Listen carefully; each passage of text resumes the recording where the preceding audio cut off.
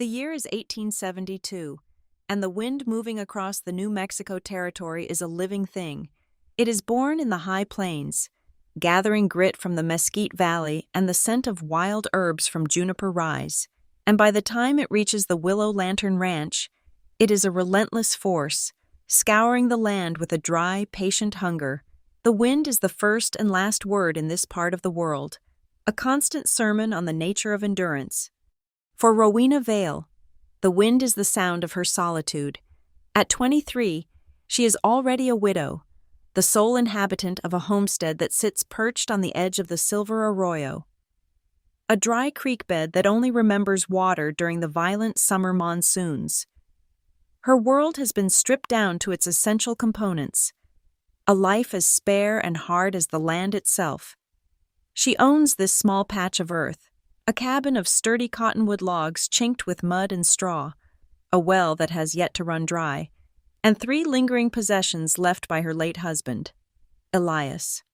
The first is his Remington rolling block rifle, its walnut stock smooth from his hands, its barrel a cool, heavy weight of finality.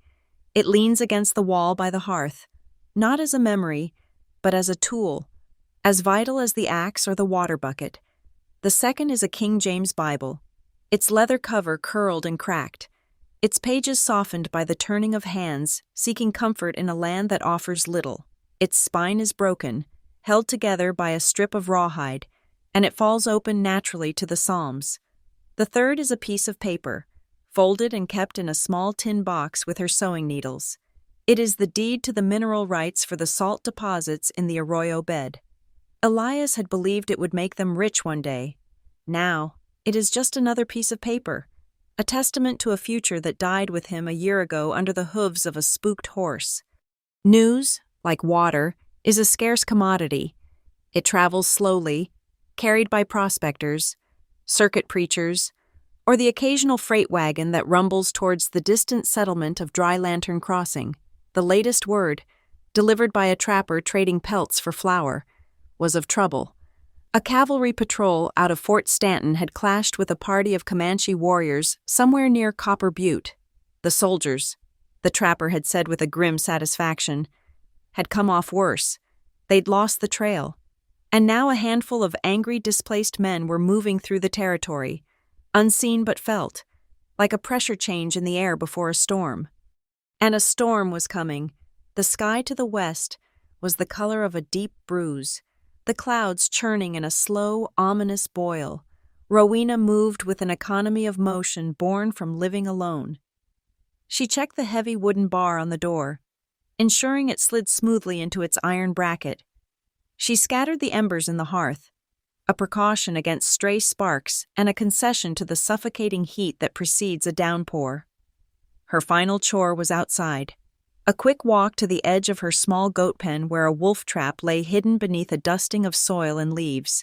She nudged it with the toe of her boot, confirming the tension on the spring. The solitude of her life was not a gentle emptiness. It was a constant, low-grade state of vigilance, a series of small, repetitive actions that kept the vast, dangerous world at bay. Each barred door, each checked trap, was a stitch in the fabric of her survival. She was turning back toward the cabin when the sky split open. A bolt of lightning, jagged and violet white, illuminated the landscape in a ghostly, instantaneous photograph, and in that flash, she saw it, a figure, dark and indistinct, stumbling near the line of willows that gave her ranch its name.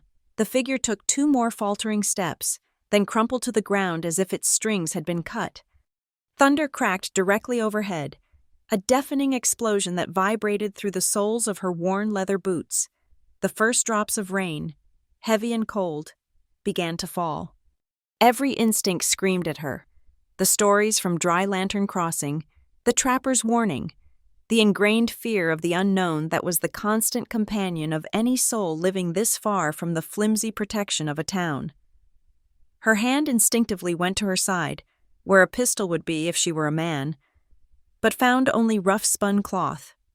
Her mind, however, went straight to the Remington. Elias had taught her to shoot, not for sport, but for survival. You don't aim for the arm or the leg, Rowena, he had told her, his voice patient but firm. You aim for the center.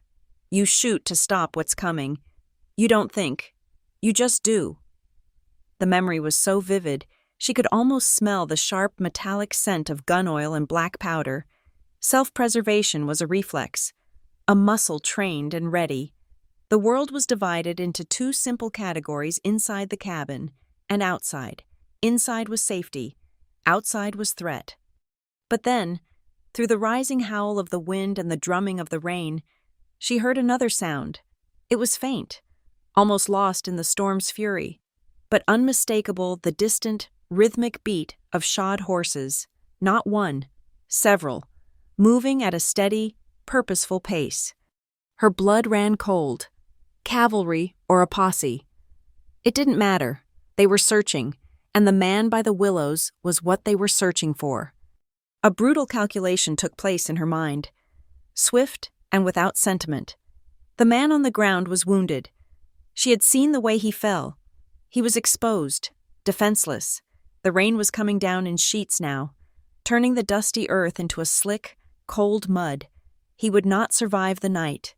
He would die of his wounds, or from the cold, or he would be found by the riders whose hoofbeats were growing steadily louder, drawing a deadly line across the land directly toward her ranch. To leave him there was to condemn him. To bring him in was to invite whatever danger he was fleeing right into her home, across her threshold, into the fragile sanctuary she had fought so hard to maintain. Fear was a physical thing, a cold knot in her stomach. It told her to run inside, bar the door, and let the storm and the riders sort it out. It was the sensible thing to do. It was the safe thing to do. But as another flash of lightning briefly illuminated the slumped form, she saw not a monster, not a faceless threat from a saloon story, but simply a man, a human being, soaked and bleeding into the earth. In the space of a single, ragged breath, something shifted inside her. It was not courage, for she was terrified. It was not foolishness, for she understood the risks with absolute clarity. It was something quieter, more fundamental, a stubborn refusal to let the harshness of the land extinguish the last spark of humanity within her. Elias was gone. Her parents were buried back in Missouri. There was no one left but her. If she turned her back, who would there be to remember that kindness once existed in this place? The decision was made. She moved, her body reacting before her fear could reassert itself. She ran through the deluge, her boots sinking into the mud. She reached the figure and knelt. He was a native man, younger than she'd expected, his face streaked with mud and what looked like dark, wet blood. He was unconscious, his breathing shallow. His deerskin shirt was torn and soaked through, clinging to a lean, powerful frame. She grabbed him under the arms. He was heavier than he looked, a dead weight of muscle and bone. She strained, her feet slipping in the mud, and began to drag him toward the cabin. The hoofbeats were closer now, a definite, threatening rhythm against the chaos of the storm. Every step was a monumental effort.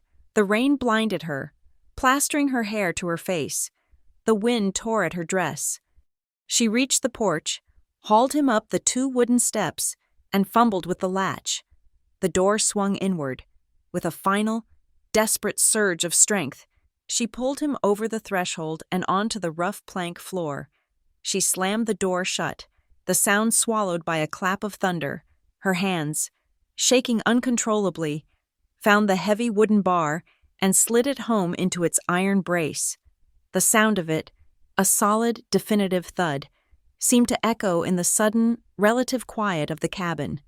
She stood there for a long moment, leaning against the door, her chest heaving, listening to the storm rage outside. It was a symphony of violence now, a wild chorus of wind and rain and thunder, but inside, there was only the sound of her own frantic heartbeat and the shallow, ragged breathing of the stranger lying on her floor. She lit a lantern, the small, steady flame pushing back the shadows. The light fell across him, and she got her first clear look. He was Comanche. She guessed from the cut of his moccasins.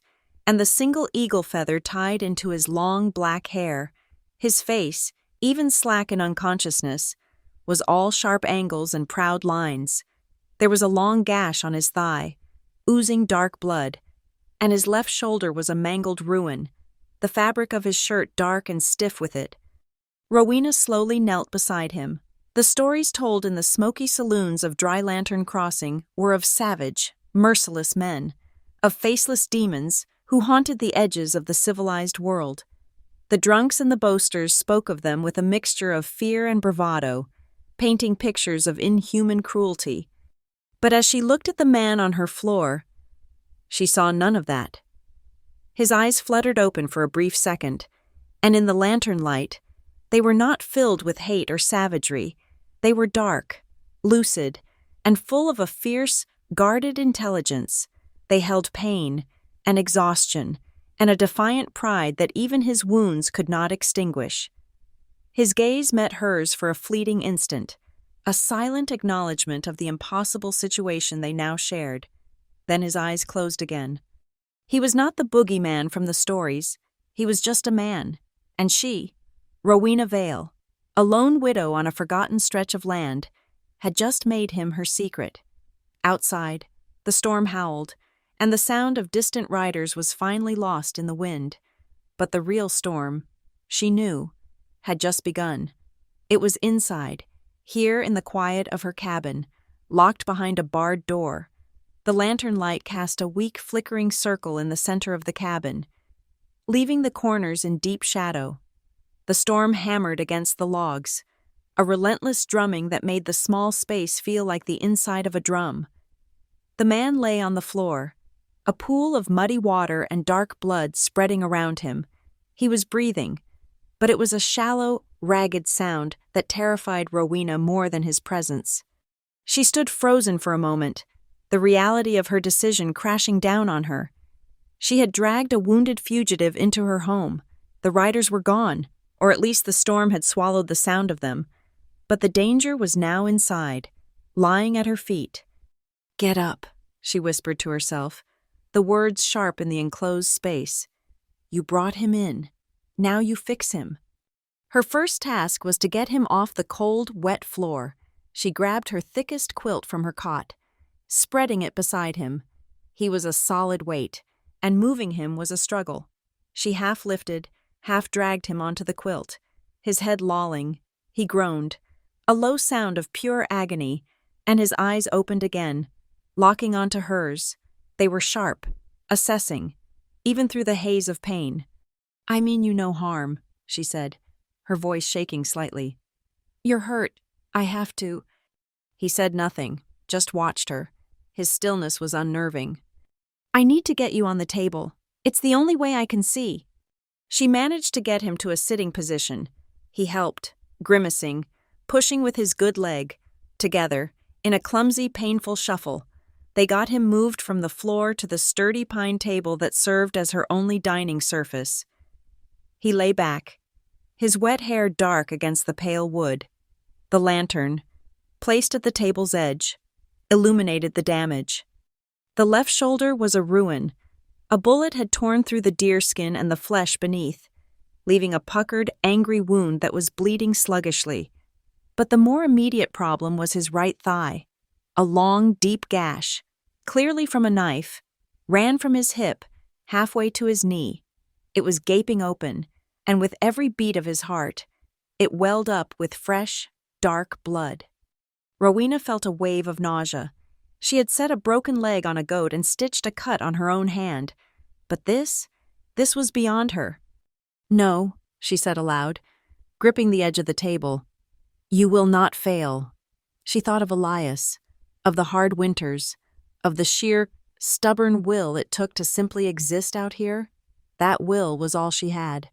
She moved to the hearth, stoking the embers and adding fresh wood. She hung her largest iron kettle over the flames, filling it with water from the bucket. While it heated, she gathered her supplies. From Elias's tool chest, she took a long, thin-nosed pair of pliers and a small, sharp skinning knife. She had no surgical tools, only the implements of a frontiersman. From her own trunk, She pulled a small bottle of corn whiskey, kept for snake bites or the deepest winter chills. She also pulled out a clean linen needle and a spool of her strongest linen thread. Finally, she needed bandages, rags. She looked around her small cabin. Her sheets were rough spun, her towels worn.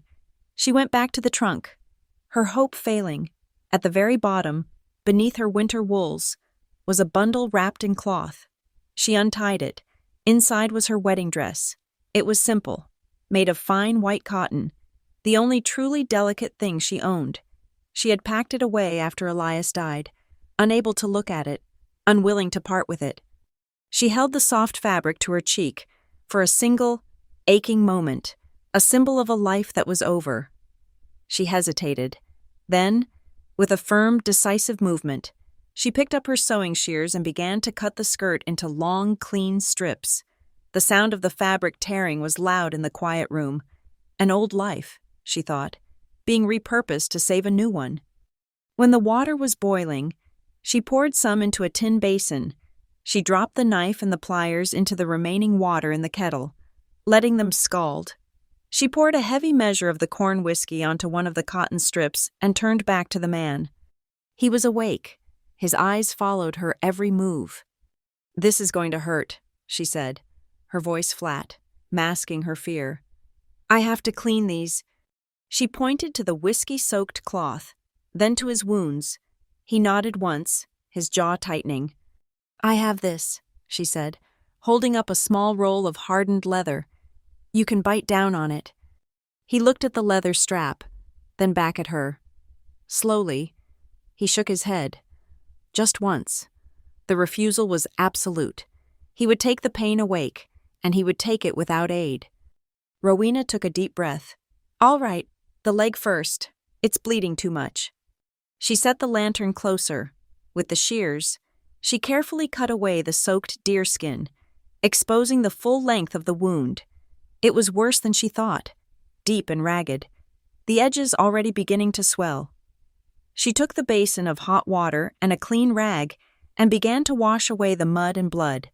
He hissed, a sharp intake of breath, his entire body going rigid, his hands clenched into fists at his sides, but he did not cry out. "I'm sorry," she whispered, her work quick and methodical. "I have to." She cleaned the wound as best she could, then took the bottle of corn whiskey. "This will burn," she warned. He just stared at the ceiling. His jaw muscles knotted so tightly they looked like stone. She poured the whiskey directly into the gash. The man arched off the table. A choked, guttural sound ripped from his throat. But it was not a scream. It was a sound of pure, controlled agony. His body trembled violently, and a sheen of sweat instantly covered his forehead.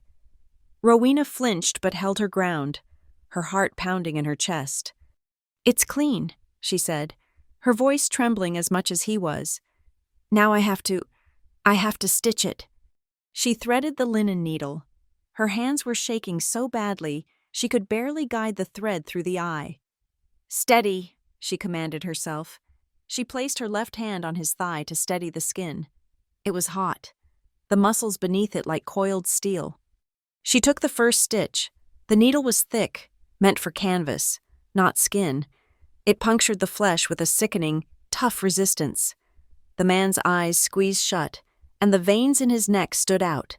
She pulled the thread through, tied the knot, and moved to the next. Stitch after stitch, she worked her way up the long wound, her hands slowly steadying. She lost herself in the rhythm of the work pierce. Pull, knot, pierce, pull, knot. The only sounds were the howling wind, the hiss of the rain, and the man's harsh, controlled breathing. She whispered as she worked, not to him, but to herself, to the night, words of comfort, fragments of psalms, nonsense. "Be still, it's almost done. Hold on. The Lord is my shepherd. Just a few more. Steady now." He couldn't understand the words, but the low, calm murmur was a fragile anchor in the sea of pain. When the last stitch was tied, she wrapped the thigh tightly with the clean strips of her wedding dress. The white cotton was a stark contrast to his dark, sweat-soaked skin. She sat back on her stool, exhausted, but the work was only half done. She turned her attention to the shoulder. The blood had clotted, but the wound looked dark and swollen. She gently probed the edges with her fingers. He flinched, but his eyes stayed on her. "The bullet is still in there," she said, more to herself than to him. "It has to come out, or the fever will take you." She went to the kettle and retrieved the sterilized knife and pliers. She showed him the tools, so he would not be surprised. "I have to cut," she said, motioning to the wound. "To find it." He gave another, slighter nod. He was weakening, his face pale beneath its copper tone, but his will remained unbroken. Rowena set her jaw. She used the tip of the scalding knife to widen the torn entrance of the wound. He grunted, his body tensing, but he did not move. She then took the long-nosed pliers, sterilized in the same boiling water, and gently slid them into the wound. This was the worst part. She had to feel for it. A small, hard piece of metal lodged somewhere in the muscle and tissue. She probed gently. He groaned, a low, deep sound, and his good hand gripped the edge of the table, his knuckles white. "Almost," she whispered, her own forehead damp with sweat. The pliers scraped against something, metal on lead, a sickening, grating sound. She clamped the jaws of the pliers down hard. The man's entire body seized, and a ragged cry, strangled and low, was forced from between his clenched teeth. He fought to be silent, but the pain was too much. "I have it," she said, a note of triumph in her voice. She began to pull, slowly, steadily, bracing his shoulder with her other hand. The lead was lodged against bone, and it resisted. She pulled harder, twisting her wrist. With a wet, tearing sound, the mangled piece of lead came free. She dropped it into the tin basin, where it landed with a small splash. It was deformed, flattened by its impact. Both of them stared at it for a moment, this small, heavy object that had caused so much destruction. The man's head fell back onto the table, his eyes closing, his body finally going slack. Though not from unconsciousness, it was the release of an agony that had passed its peak. Rowena quickly cleaned the new wound with more whiskey, earning another sharp hiss, and bandaged it tightly with the last of the cotton strips. The air in the cabin was thick with the coppery smell of blood, the sharp tang of corn whiskey, and the scent of the pine tar salve she'd spread on the bandages. Outside, the storm still raged. Inside, a temporary, fragile truce had been declared. He lay on the table, exhausted, and spoke for the first time. His voice was a low, rough rasp. "Tokan." She looked at him, confused. "What?" He tapped his own chest. "Tokan."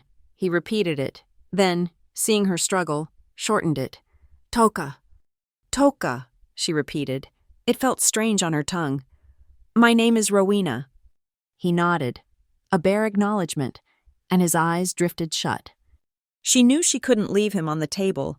He needed to be warm, and he needed to be somewhere she could defend if necessary. Her cot was in the corner, the most defensible spot in the room, away from the door and the single window. She managed to rouse him enough to help her move him again. It was a slow, agonizing journey, but finally, he was settled on her narrow cot, covered with her remaining blankets. The night had only just begun. She knew what came next. After the shock came the fever. She sat in the cabin's only other chair, a straight-backed rocker, and placed it between the cot and the hearth, but she did not forget her other companion. Before she sat, she took the Remington rifle from its place by the door. She checked the chamber it was loaded. As always, she laid it across her lap. Trust had to be tempered with caution. She had saved his life, but she did not know him. She did not know if he was a good man or a bad one, only that he was a hunted one, and she, by her actions, was now hunted, too. The long hours of the night unspooled. The storm slowly blew itself out, leaving a heavy drumming rain in its wake. Inside the cabin, the only sounds were the crackle of the fire and Toka's breathing. As she had predicted, the fever came. He began to toss, his body radiating a fierce heat that she could feel in from her chair. He muttered in his sleep, his words foreign and fast. The language of his people, they were words of urgency, of battle, of loss. He called out names she did not know. He seemed to be arguing with someone, pleading with them.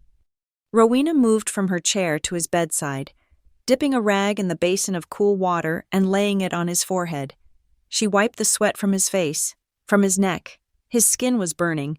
She forced small sips of water between his cracked lips, most of which dribbled back out. She sat with him, replacing the cool compress, listening to his fevered dreams, her hand resting lightly on his uninjured shoulder, as if she could hold him to the earth, keep him from being pulled away by the fever's tide. The Remington was never more than an arm's length away, leaning against the cot's frame. She was both his nurse and his jailer, his savior and his potential executioner. The paradox sat heavily in her chest. Sometime in the deepest, darkest part of the night, when her own eyes were gritty with exhaustion, he grew calm. His muttering stopped, and his breathing, while still shallow, became more regular. She reached out, her fingers searching for the pulse in his wrist. As Elias had shown her, it was there, thready, but steady, a stubborn beat. She didn't move her hand. She rested her head against the rough wood of the chair, her fingers remaining on his wrist, a physical connection to the life she had fought to save. The rain softened to a drizzle. The fire burned down to glowing embers. Rowena slept. She awoke with a start, her neck stiff, her body cold. The first, weak, gray light of dawn was filtering through the cabin's single, oil-papered window. The storm had passed. The world outside was hushed, draped in a blanket of gray mist. For a moment, she didn't know what had woken her. Then she realized. Silence. The cabin was utterly silent. Her eyes snapped to the cot. Toka's breathing was deeper now, more even. The terrible, ragged sound was gone. He was asleep, truly asleep, the fever having broken. She looked at her hand, still resting on his wrist. His pulse felt stronger. Outside, the clouds had not yet cleared, and the world was a wash of gray and damp brown. But inside the small cabin, by the dim light of the hearth's embers, a fragile, impossible warmth had taken root. She was exhausted, terrified, and more alone than she had ever been. But the man on her cot was alive, and for now, that was enough. The days that followed were defined by a silence that was entirely new. Rowena had been accustomed to solitude, a quiet broken only by her own movements or the wind. Now, the cabin held a shared silence, a quiet filled with the presence of another human being, a presence that was watchful, patient, and intensely alive. Toka's fever was gone, leaving him weak but lucid. The long, agonizing nights of delirium had been replaced by a quiet, observant convalescence. He spent most of the first few days on the cot, sleeping, or simply staring at the log ceiling, his thoughts impossible to read. Rowena moved about her chores, her senses stretched taut, hyper-aware of the man in her home. She would milk her goat, knead her bread, and mend her clothes, all while feeling his dark eyes following her. Communication began not with words, but with necessities. She brought him a bowl of thin broth. He looked at it, then at her. He pushed himself up on his good elbow, his face tight with the effort. He drank, his eyes never leaving hers. When he was done, he held the empty bowl out. It was a simple gesture, but it was the first interaction that was not medical, not born of desperation. The true bridge began 2 days later. He was sitting on the edge of the cot, testing the strength of his wounded leg. He looked at the pine table where she had operated on him. He tapped it. "Table," she said, understanding. He repeated the word, his pronunciation thick. "Table." He then pointed to the glowing embers in the hearth. "Kuna," he said, his own word. She tried to repeat it. "Kuna?" A faint light of amusement entered his eyes, the first she had seen. He shook his head slightly. "Said it again." Slower. She tried again. It was hopeless. She smiled. A small, tired gesture. "Fire," she said, pointing. "Fire," he repeated. The word was clean, sharp. A slow, painstaking dictionary was built between them. Water, kunu, bread, tukat. He was a quick study of her language. She was a clumsy mimic of his. They learned the words for knife, blanket, pain, and sleep. Each word was a small stone laid in place, building a fragile pathway over the chasm of their separate worlds. On the 5th day, Toka was strong enough to limp around the small cabin. He moved with a warrior's economy, even when wounded, a grace that made the small space seem even smaller. He tested his weight on his thigh, his face impassive, though she knew the stitches must be pulling. He stopped by the hearth and picked up a piece of dried mesquite wood left for kindling. He looked at her, then motioned to the small skinning knife she kept on the mantel. Rowena hesitated. It was a weapon. Her hand instinctively went to the Remington, which was back in its place by the door. He was a patient, but he was also a fugitive, a man who had clashed with cavalry, to hand him a knife. He simply waited, his hand outstretched, his gaze steady. There was no demand in it, only a request. She took a slow breath, walked to the mantel, and placed the knife in his hand, handle first. He nodded, a curt gesture of thanks, and limped back to the cot. For the rest of the day, he sat with his back against the wall, his wounded leg stretched out, and began to carve. The cabin was filled with a new sound, the soft shk, shk of the blade shaving away thin curls of wood. Rowena went about her business. Though she stole glances at him, his concentration was absolute. His hands, which she had seen clenched in agony, were now impossibly gentle and precise. He was not just whittling, he was creating. That evening, as she was banking the fire for the night, he pushed himself off the cot. He limped to the hearth and placed a small, dark object on the stone mantel. He looked at her, then returned to his bed without a word. Rowena moved closer. There, resting on the rough stone, was a perfectly carved wooden bird. It was long-legged and sleek, its head held high, its long tail feathers fanned, a roadrunner. She picked it up. It was smooth, the mesquite wood warm in her palm. It was a beautiful, intricate thing, a piece of life captured in dead wood. It was, she understood, his first payment, a thank you spoken in a language more profound than the simple words they shared. She placed it back on the mantel, where it stood in profile against the firelight, a silent guardian of the hearth. The next morning, she had to split more wood for the stove. She took the heavy axe from the lean-to, noting again how dull the blade had become. Sharpening it was a task she dreaded, requiring an hour on the grinding stone, her arms aching, the results always imperfect.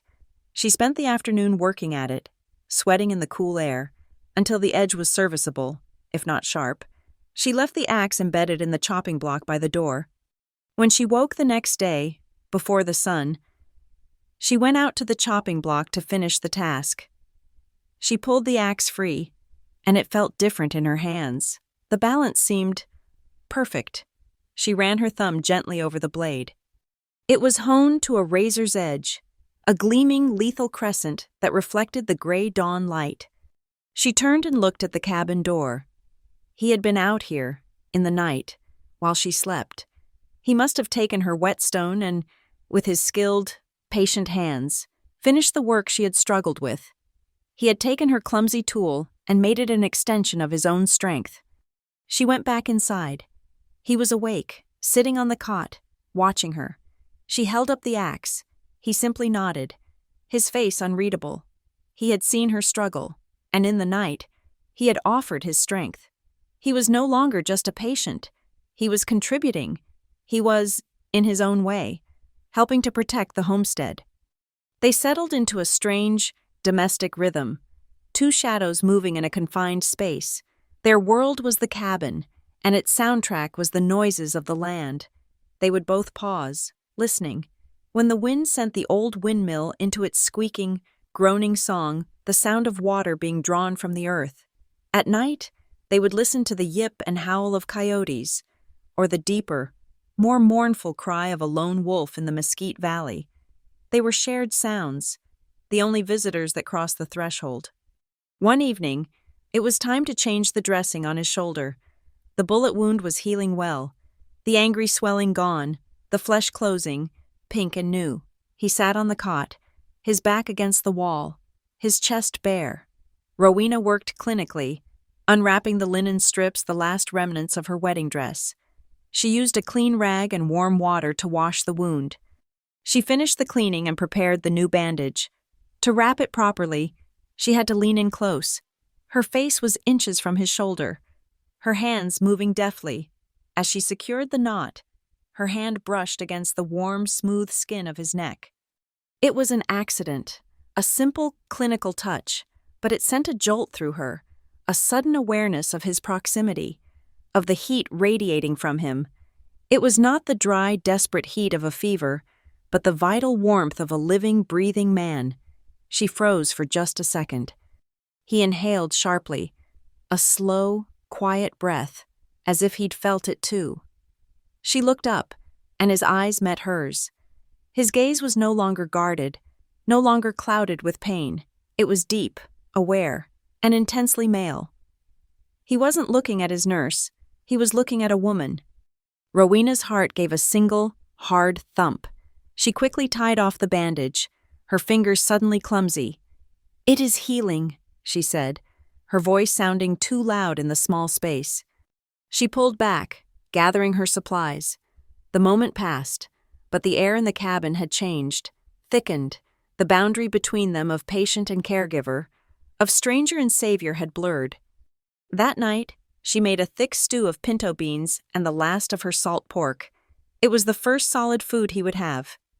She ladled 2 bowls, handing one to him. They ate in their usual silence, sitting on opposite sides of the hearth. When he was finished, he held the bowl, looking down into it for a long moment. Then he looked up at her, his expression serious. He searched for the words she had taught him. "Thank you." The 2 words were broken, guttural, but they were clear, and they were directed at her. Not for the food, she knew, but for all of it, for the storm, for the surgery, for the risk. Rowena felt a strange, unfamiliar tightness in her throat. She looked at him, at this dangerous, hunted man who had carved her a bird and sharpened her axe, and who had just spoken his gratitude. A feeling she had long since buried, a warmth she had forgotten, rose up in her chest. Her lips, chapped and pale, twitched. A small, rusty smile, the first in over a year, cracked the surface of her stoic face. It felt foreign, like working a muscle that had atrophied. "You're welcome, Toka," she whispered. The smile opened something in her. That night, moved by an impulse she didn't understand, she felt a sudden, sharp need to explain herself, to tell him why she was here, alone. She had no words for this. She took a piece of charcoal from the fire pit. On the smooth, flat stones of the hearth, she began to draw. She drew a stick figure of a man, taller than her. She drew a horse, wild-eyed, its legs kicking. She drew the man on the ground, and then she drew a small cross on a mound of earth. She paused, then pointed to the drawing, and finally touched her own chest, tapping her finger just above her heart. Toka watched the crude drawings, his gaze intent. He looked from the simple sketch of the grave to her face. He didn't speak. He didn't move. He simply processed her silent story, the story of Elias. After a long moment, he slowly raised his right hand and placed it flat over his own heart. He held it there, a gesture of shared understanding, of grief acknowledged. It was a wordless expression of sympathy that bridged the gap between their cultures more effectively than any word. He then reciprocated her trust. He pointed to his own chest. "Toka." Then he pointed north, toward the distant, unseen mountains. He made a gesture with his hands, indicating many people. He said, "The people." He tapped his chest again. "His family." His face darkened. He mimed raising a rifle. the way a soldier would. He made a sharp, explosive sound. Then he shook his head, his eyes filled with a sudden, cold anger. He pointed out the window, a sweeping gesture that encompassed the whole valley, the whole territory. He didn't have the words, but his meaning was clear. The danger was still out there. The men who had put the bullet in his shoulder and the gash in his thigh were still hunting. He was telling her that in saving him, she had invited their war into her home. The proof came 2 days later. It was mid-afternoon. Rowena was grinding corn. Toka was sitting by the window, ostensibly watching the rain-soaked landscape, but in reality, he was a sentinel. Suddenly his body went rigid. "What?" she whispered. He held up a hand for silence. He tilted his head, and then she heard it. It was faint, almost lost in the sound of the wind, but unmistakable. Hoofbeats, more than one, coming from the east, along the arroyo. Panic, cold and sharp, seized her. "They're coming!" Toka was on his feet, his limp more pronounced in his haste. He looked around the one-room cabin, a trapped animal seeking cover. There was nowhere to go. The cot was exposed. The small loft was open. "Here," Rowena hissed. She ran to her cot and threw the mattress and the blankets aside. Underneath were a set of loose floorboards Elias had used to store seed potatoes and cured meats. A small, shallow cellar dug into the cold earth. She grabbed the rope handle and pulled the trapdoor open, revealing a dark, cramped hole. "Get in, quickly." He didn't hesitate. He grabbed the roadrunner from the mantel, his only possession, and swung his legs into the hole. He winced as his wounded thigh bent, but he made no sound. He settled into the darkness, looking up at her. Rowena lowered the door, replaced the blankets and the thin mattress, and smoothed them down, her heart hammering against her ribs.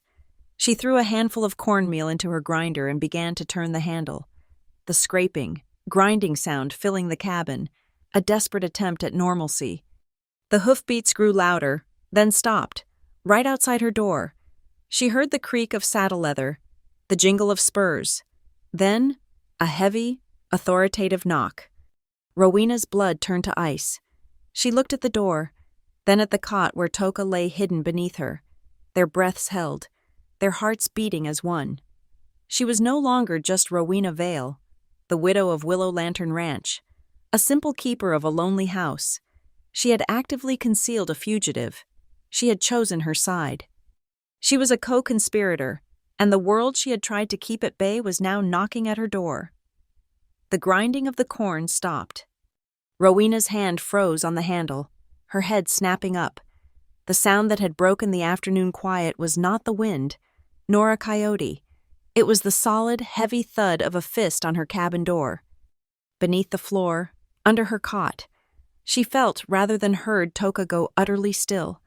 The air in the cabin became brittle, thin. The knock came again, harder this time, an impatient summons that rattled the door in its frame. She rose slowly, wiping her flour-dusted hands on her apron. She walked to the door, her heart a cold stone in her chest. She did not reach for the bar. She simply lifted the latch and pulled the door open, letting the harsh afternoon light flood in. 2 men sat on horseback, their shadows stretching long and dark across her porch. The man in front was Sheriff Alden Pike. He was a man who looked built for a politician's office, not a dusty saddle. His black broadcloth coat was buttoned tight, his string tie perfectly knotted. A silver star was pinned to his vest, catching the sun. He had a clean-shaven, handsome face, and he smiled at her. It was a wide, pleasant smile that did not reach his eyes. His eyes were the color of a winter sky, pale and cold, and they were busy. The man beside him, his deputy, was Jeb Sutter. Sutter was the sheriff's opposite in every way. He was slovenly, his vest stained with tobacco, his face covered in a week's worth of ginger-colored stubble.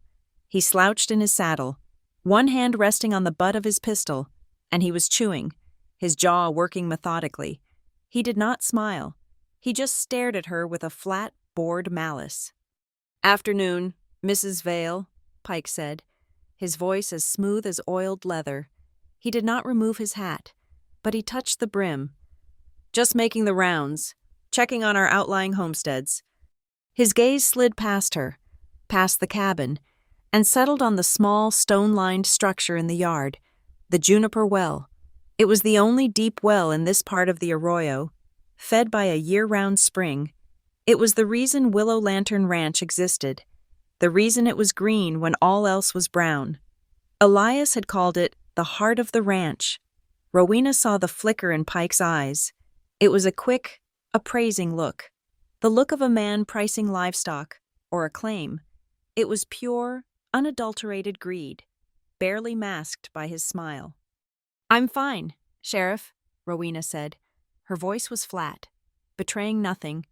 She kept her hand on the door, holding it only halfway open. "Fine.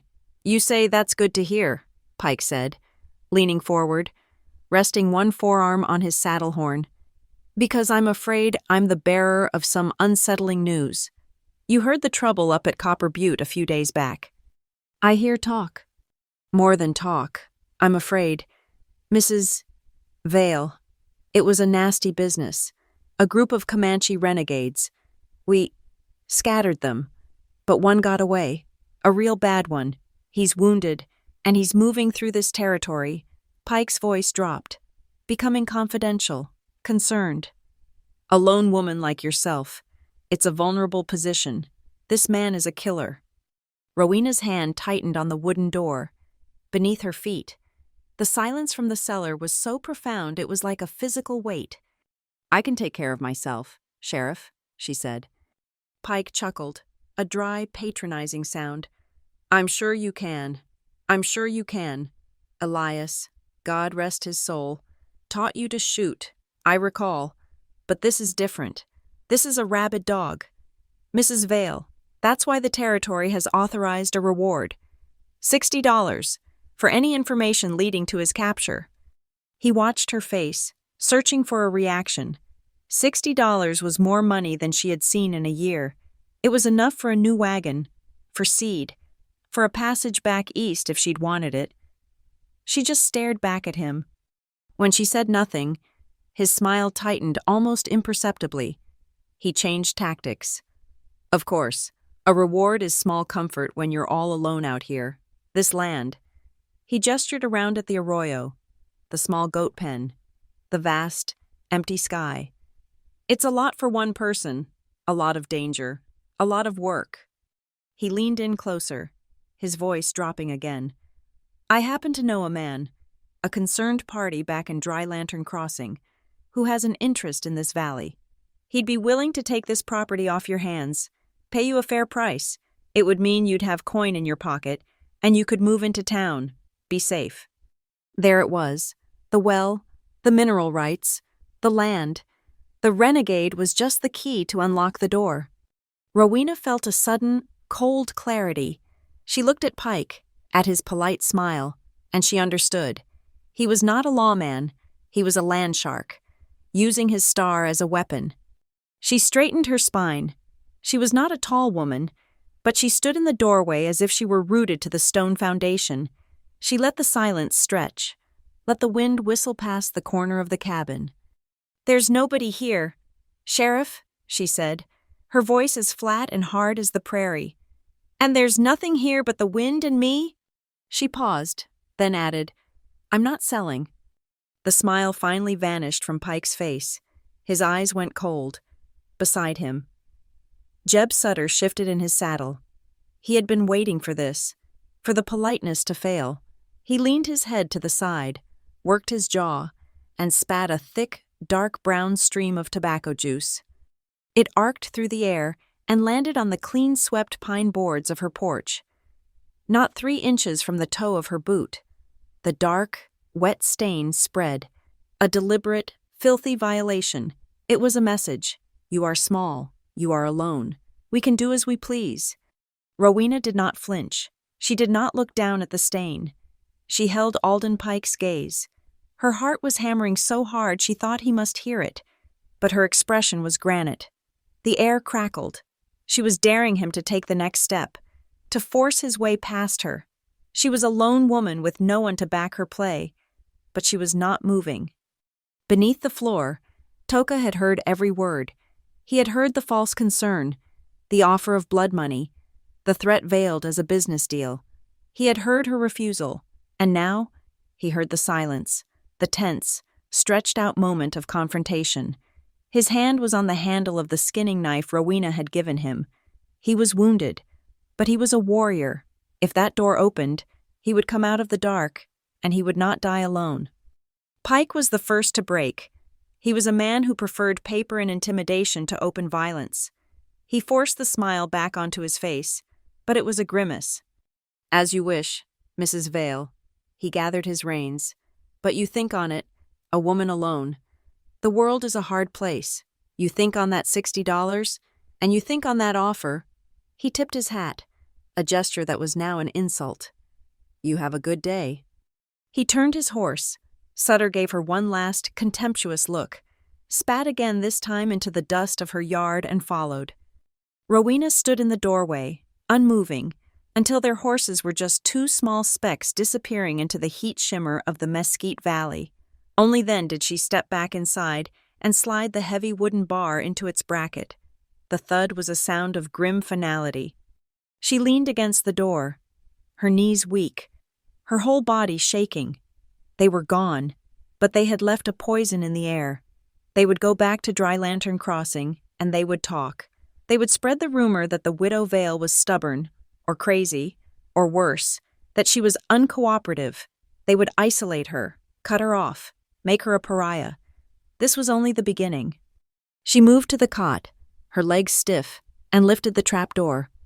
Toka emerged from the darkness, pulling himself out with his good arm. He stood in the middle of the small cabin, his face a mask of cold fury. He looked at her, at the way her hands were trembling, at the defiant set of her jaw. He had heard her lie for him. He had heard her risk everything, her land, her safety, her life for a man she barely knew, a man who was her people's sworn enemy. He said nothing. He simply looked at her, and in his dark eyes, there was a new light. It was a profound, startling respect, a bond forged in that shared, terrifying silence. He gave a single, sharp nod. It was an acknowledgement, a pledge. "I heard, I understand. We are in this now, together." That night, the cabin was no longer a home. It was a command center. The shared quiet of convalescence was gone, replaced by the hushed, urgent whispers of a war council. The lantern burned low, casting long shadows. Rowena pulled out a piece of tanned deer hide she had been saving to mend Elias's saddlebags. With a piece of charcoal, she began to draw. She sketched the layout of the ranch. The cabin, the well, the goat pen, the arroyo. She drew the faint game trail that led south toward Santo Lobo Canyon, the one she'd used to gather wild herbs. "A way out," she whispered, pointing to the trail. Toka took the charcoal from her. His hand was steady. He studied her crude map, then began to add to it. His marks were different from hers, not lines, but symbols. He drew a small, star-like shape near the mouth of the canyon. He pointed to it, then mimed the thick, thorny branches of a mesquite thicket. "Good cover," he was saying, "a place to hide a horse." He drew a small, curved line against the wall of the arroyo. He motioned sleeping, a shallow cave, good for a man on foot, out of the wind. He was adding his own knowledge, the ancient geography of his people, to her map of the homestead. They needed a warning system. They couldn't shout. They couldn't risk a light. Rowena tapped the wall. Toka's eyes snapped to her hand. She tapped once. She put her finger to her lips. "Be silent. Someone is near." She tapped twice. Quickly, she pointed to the kitchen, then mimed grinding corn. A casual visitor. "Come out. Act normal," or as normal as a Comanche warrior could. She tapped 3 times, hard and fast. She pointed down, to the trapdoor, the cellar. "Now, no questions." He nodded. 1 tap, 2 taps, 3 taps. The code was set. But that was for when the enemy was at the door. They needed an earlier warning. Toka's eyes scanned the room. They settled on her sewing tin, where a small brass bell, no bigger than her thumb, lay among the buttons. He picked it up. It gave a tiny, clear tinkle.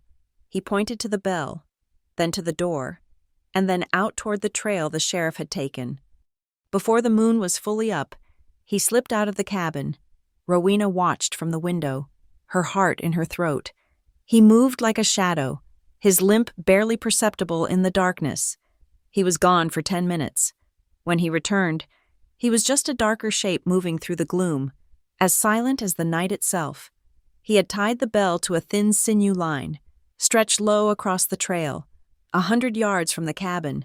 It was invisible in the dark, a fragile tripwire that would announce any rider long before they reached the porch. They sat by the hearth, the tension of the day slowly ebbing, replaced by a deep, bone-weary exhaustion. The map was folded and hidden. The alarm was set. They had done all they could.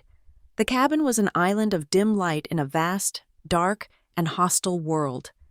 The shared danger had broken the last of the silence between them. Rowena looked into the fire, watching the mesquite wood burn, its flames casting a warm, red glow on Toka's face. She found herself speaking, her voice low, the words filling the quiet space. "Rye Hollow," she said, the name sounding foreign, a word from another life. Toka looked at her, his head tilted, listening. "It's where I grew up, back in Missouri." She didn't know if he understood the word Missouri, but it didn't matter. It wasn't like this. It wasn't red and brown. It was green, so green it hurt your eyes in the spring. She smiled, a small, sad movement of her lips. "My father, he had an apple orchard, hundreds of trees, and in the spring, when they blossomed, the smell. It was like sweet snow. It covered everything." She trailed off, lost in the memory, a world of soft rain, of black earth, of family, a world that was as dead to her now as Elias.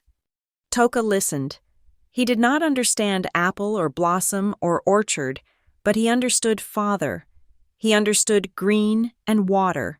He understood the profound, aching loss in her voice, the sound of a woman remembering a world that was safe. He listened to the music of her words, the cadence of her story. He was hearing, for the first time, the woman who had existed before the widow, before the grit and the rifle, and his respect for her, for the steel it took to survive the loss of one world and stand firm in this one, deepened into something he did not yet have a name for. The fire burned low. Outside, the tiny bell on the fence line was silent in the wind. The tension of the hidden bell and the shared map did not ease with the new day. It coiled, tightening with every hour that passed. Rowena was running low on essentials flour, salt, and coffee. She could not delay the trip to Dry Lantern Crossing any longer, but the thought of leaving Toka alone, vulnerable, was a physical sickness. "I must go," she finally said one morning, the words sounding hollow. No food, no choice. Toka stood by the window, his body healed, his strength returned. He was no longer a patient. He was a warrior in a cage. He nodded, his face grim. "They watch you," he said. His English was improving, emerging in short, powerful fragments. "You go. They watch." "You hide," she said, pointing to the cellar. "No matter what, do not come out, not until I am inside, until I tap twice." He nodded again. "I hear?" The ride to Dry Lantern Crossing was a torment. Every rustle in the mesquite, every shadow cast by a soaring hawk, made her jump. The town, when it finally rose from the dusty plain, seemed like a different place.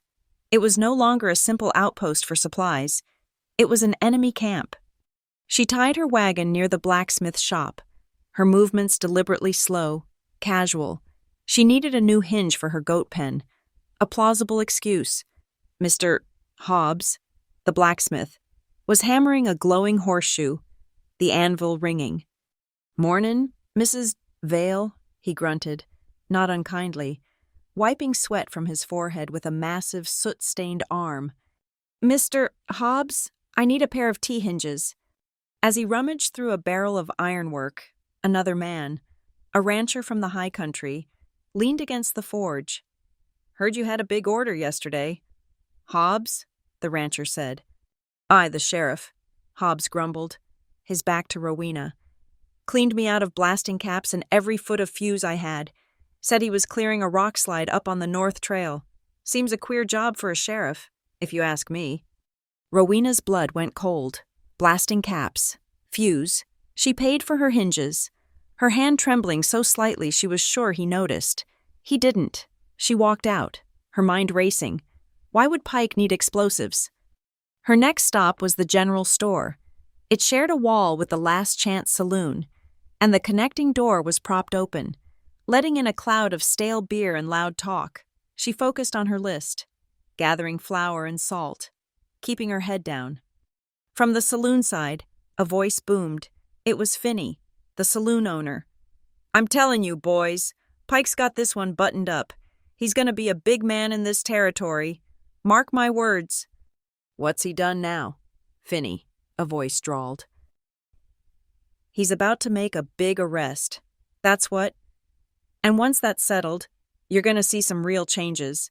That prime land out by the Silver Arroyo, the one with the juniper. Well, it's not gonna be wasted on a half-broke widow much longer. It's gonna go to men who know how to use it." A cheer went up. Rowena dropped her bag of salt. It hit the floorboards with a dull thud. Finney glanced over, saw her, and his face flushed. But he didn't apologize. He just turned back to his crowd with a knowing wink. Rowena paid for her goods, her face a pale, frozen mask. She hauled the heavy sacks to her wagon, her mind a whirlwind of fear. Explosives, the well, my land. It was all connected. Pike wasn't just pressuring her. He was actively planning to take her ranch. She was about to climb onto the wagon seat when she heard a familiar, grating voice from the narrow alley between the saloon and the land office. It was Jeb Sutter. She froze, acting on pure instinct. She pressed herself back against the rough, sun-baked wall of the saloon, hidden from the street by her own wagon. "And I don't want no mistakes. Crow," Sutter was saying, his voice low and threatening. "It's gotta look authentic." "I know my business, Jeb." Another voice answered, this one oily and nervous. She recognized him, Macklin Crow, a gambler and drifter who would do anything for a bottle or a dollar. "Pike wants it done tomorrow night, after the moon sets," Sutter continued. "You take the arrows I gave you, you break the goat pen, make it look like a struggle. Leave one of 'em stuck in her door. We find it in the morning. A lone woman, attacked. She'll be begging for the sheriff's protection, and begging to sell that land." What if she gets in the way?" Crow asked. There was a long, cold pause. "Then she gets in the way," Sutter said, his voice flat. "Just make sure it looks like the Comanche did it. Pike's explosives will take care of the rest. He'll say they sealed the cave the renegade was hiding in. Case closed." Rowena pressed her hand to her mouth to stifle a cry. Her legs felt weak. It wasn't a hypothetical. It was a plan. A cold, murderous plan. They were going to stage an attack, using fake arrows to frame Toka's people. They were going to destroy her well, her only source of life, with the explosives. And if she interfered, Macklin Crow was being given a silent permission to remove her. A horse snorted on the street, and she heard the jingle of spurs as Sutter and Crow parted ways. Rowena waited until the footsteps faded, then scrambled onto the wagon seat, her hands shaking so violently she could barely hold the reins. She kept the horse to a steady walk until she was out of sight of Dry Lantern Crossing. Then, she brought the leather whip down with a crack. The wagon lurched, and the horse broke into a desperate, pounding run. The world narrowed to the rhythmic thud of hooves and the jolting of the wagon. Her mind, however, was terrifyingly clear. They are not hunting him, they are hunting me. When she reached the ranch, she didn't wait for the horse to stop. She leaped from the still-moving wagon, her ankle twisting, but she ignored the pain. She burst through the cabin door, barring it behind her. The cabin was empty, silent. "Toka," she cried, her voice ragged.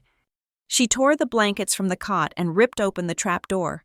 He was there, his hand on his knife, his eyes wide, startled by her terror. "They come?" she gasped, pulling him up. "Tomorrow. Pike, Jeb." She stumbled to the hearth, grabbing the piece of charcoal. Her hands were shaking. "No, not hunting you. Hunting me." She drew a crude arrow. "Fake," she said, spitting the word. She drew her goat pen, then stabbed the charcoal arrow into the drawing. "They make a story, a bad story." Then she drew the well. She looked at him, her eyes wild with fear. She made a fist, then opened it with a loud whoosh, mimicking an explosion. "Pike, explosives, no more water." Toka's face, which had been confused, hardened into a mask of cold comprehension. He knew this. He had seen this. A false flag, a lie to steal the land. His presence here was the excuse for it all. If he stayed, he would be her death warrant. If he was found, they would kill him. If he wasn't found, they would invent his presence to justify their crimes. "You must go," she said, gripping his arm. The terror was fading, replaced by a cold, desperate resolve. "They will look north," she pointed, remembering his own gesture. "To your people." She grabbed her charcoal map from its hiding place and spread it on the table. Her finger stabbed at the south. "Santo Lobo Canyon, the place you marked, the cave. You go there, you hide, you wait. When it is done, I will come." He stared at the map. To leave her now, to run, felt like cowardice, but he saw the truth in her eyes. His presence was the weapon they were using against her. To save her, he had to vanish. "Yes," he said. The word was a heavy stone. She moved, not as a victim, but as a quartermaster. She grabbed a small canvas satchel. Into it went a side of dried beef, a small bag of her precious salt, and the block of flint and steel. She filled her second-best water skin from the bucket. She grabbed the waxed canvas sheet she used for covering wood. It was all she could spare. It was barely enough. She finished, and they stood facing each other in the center of the small, dim cabin. The air was thick with words that had no language. This was no longer a nurse and a patient. This was a man and a woman, allies bound by a shared enemy, and now by something more. Her eyes fell, and she looked at her hands, still dusty with flour. She reached up to her neck, her fingers fumbling with the tiny clasp of a thin silver chain. She pulled it off. A small, tarnished silver locket lay in her palm. It was her wedding locket, the only thing of value, the last piece of Elias, the last piece of Rowena Vale. "If you are caught," she whispered, her throat tight. "If you need food, salt, this, you trade. It is money." She pressed it into his hand, a sacrifice of her entire past, given to protect his future. Toka looked at the locket, warm from her skin, lying in his palm. He closed his fingers around it. He understood, with a sudden, aching clarity, the depth of her gift. He said nothing. He slowly reached to his own neck and unwound the simple leather thong he always wore. From it hung a single, beautifully beaded porcupine quill, polished smooth from years of wear. It was a piece of his home, his Numunu life, a charm for protection. He took her hand, the one that had held the locket, and pressed the amulet into her palm, closing her fingers around it. "For Rowena," he said, his voice thick. He looked into her eyes. "You have courage." He was not just trading gifts, he was giving her his own, a piece of his spirit to watch over her while he was gone. It was time. The sky outside was just beginning to pale from black to a deep, bruised purple, the hour before the dawn. They walked to the porch. The air was cool, carrying the scent of damp earth and juniper. They stood, not touching, the silence between them a deafening roar. He had to go. He turned to her. He raised his hand, not to strike, not to wave, but slowly, with a tenderness that made her heart stop. He cupped the side of her face. His hand was rough, calloused, but his touch was light. His thumb brushed over her cheekbone, a gesture of impossible gentleness. She did not pull away. She leaned into his touch, her eyes closing for just a second. He leaned in, slowly, and she thought he would kiss her. She held her breath, but he didn't. He gently, firmly, pressed his forehead against hers. They stood like that, foreheads touching, breathing the same cool morning air. It was not a kiss, but it was more.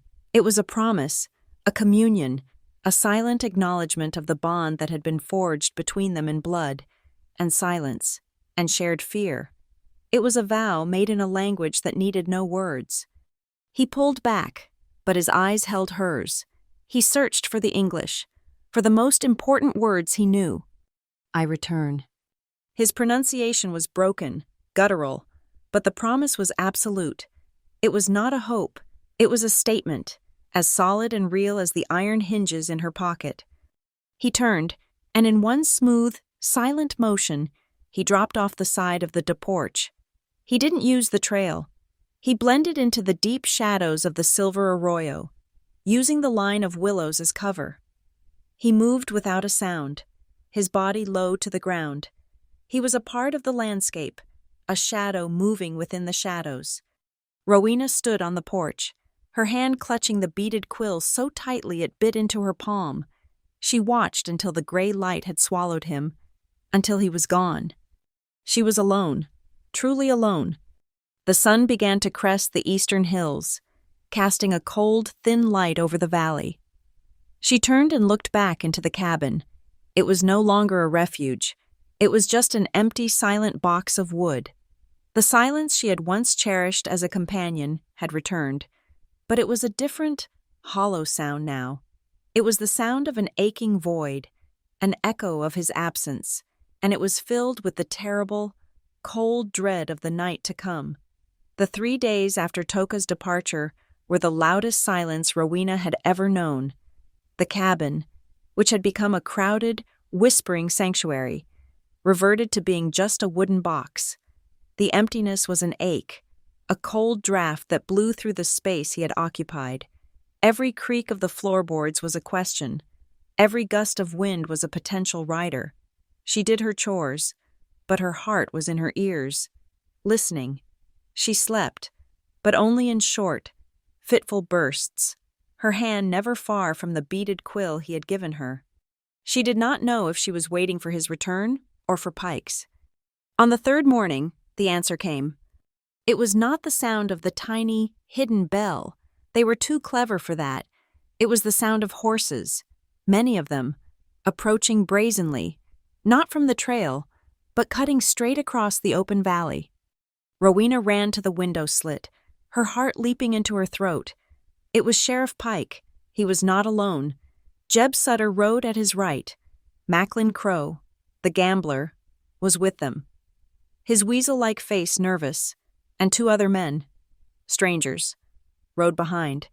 They were hard-faced men, the kind who looked like their saddles were their only homes, their pistols their only friends, 5 men in all. They did not ride to her door. They stopped a long, calculating distance away, just beyond the effective range of a well-aimed rifle. It was a space of about 500 yards, a deliberate, tactical choice. They were not here to parley. They were here to lay siege. She watched, her blood turning to ice. As they dismounted, they moved with an unhurried, arrogant confidence. They built a fire, unpacked coffee, and settled in. Pike spread a blanket and sat, as if he were at a Sunday picnic. They were making a camp, a permanent, patient, visible camp. This, she realized, was far worse than an immediate attack. It was a war of nerves. Pike was not going to risk his men charging a fortified cabin. He was going to wait.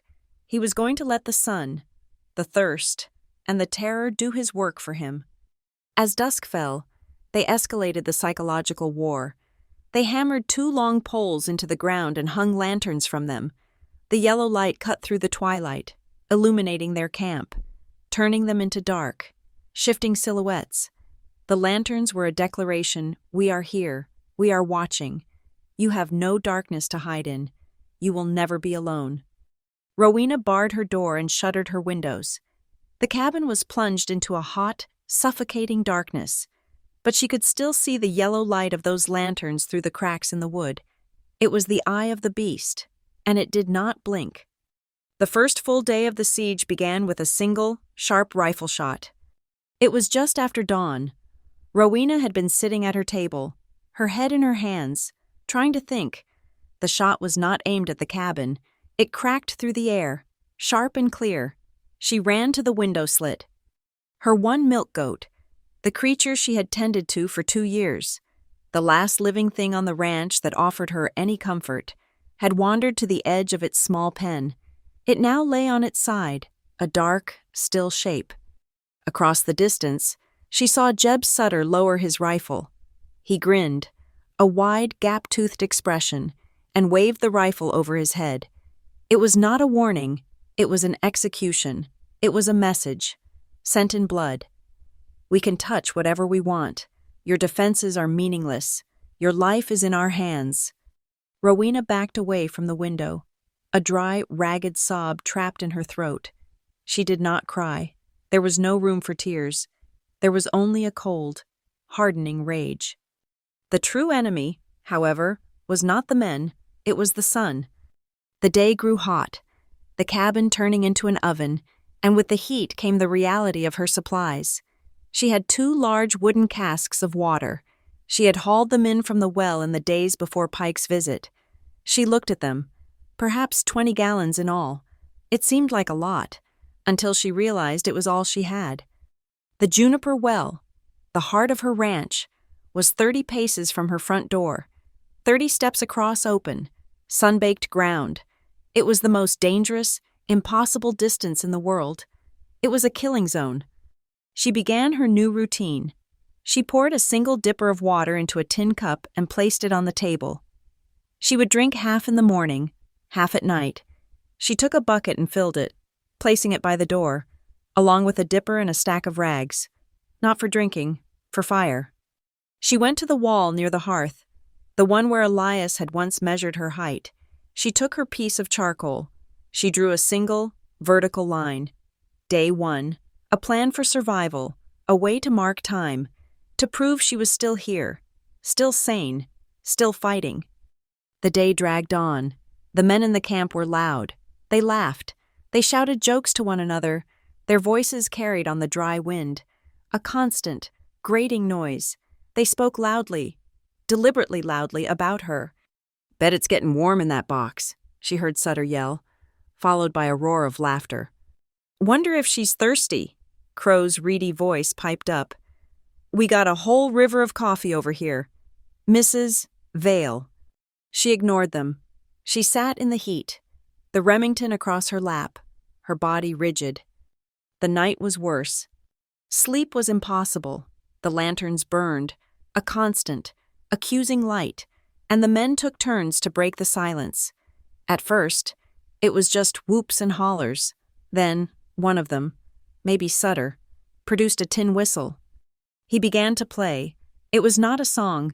It was a series of high, shrill, off-key notes, a mocking, piercing sound that cut through the night and drilled directly into her skull. It was the sound of a mockingbird, of a hyena, of a man whose only goal was to drive her mad. It went on for hours. When the whistle stopped, the laughter began. Then the whistle would start again. It was a patrol for her sanity. The second day dawned, hot and merciless. She made another tally mark on the wall. Day 2. Her throat was dry. Her lips were cracking. The water in the cup tasted of metal and dust.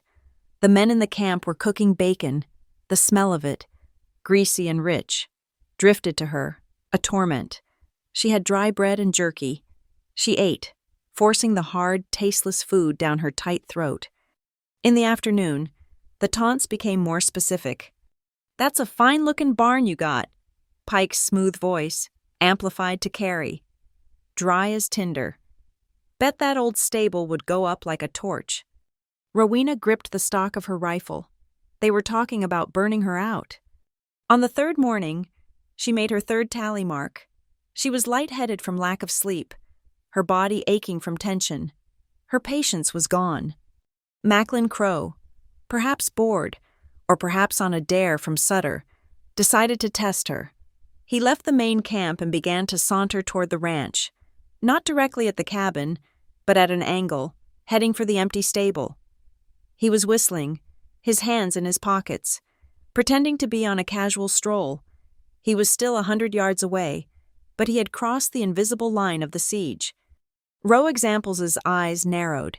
This was the man who was supposed to plant fake arrows, to kill her if she got in the way. She unbarred the window slot, the one that faced the stable.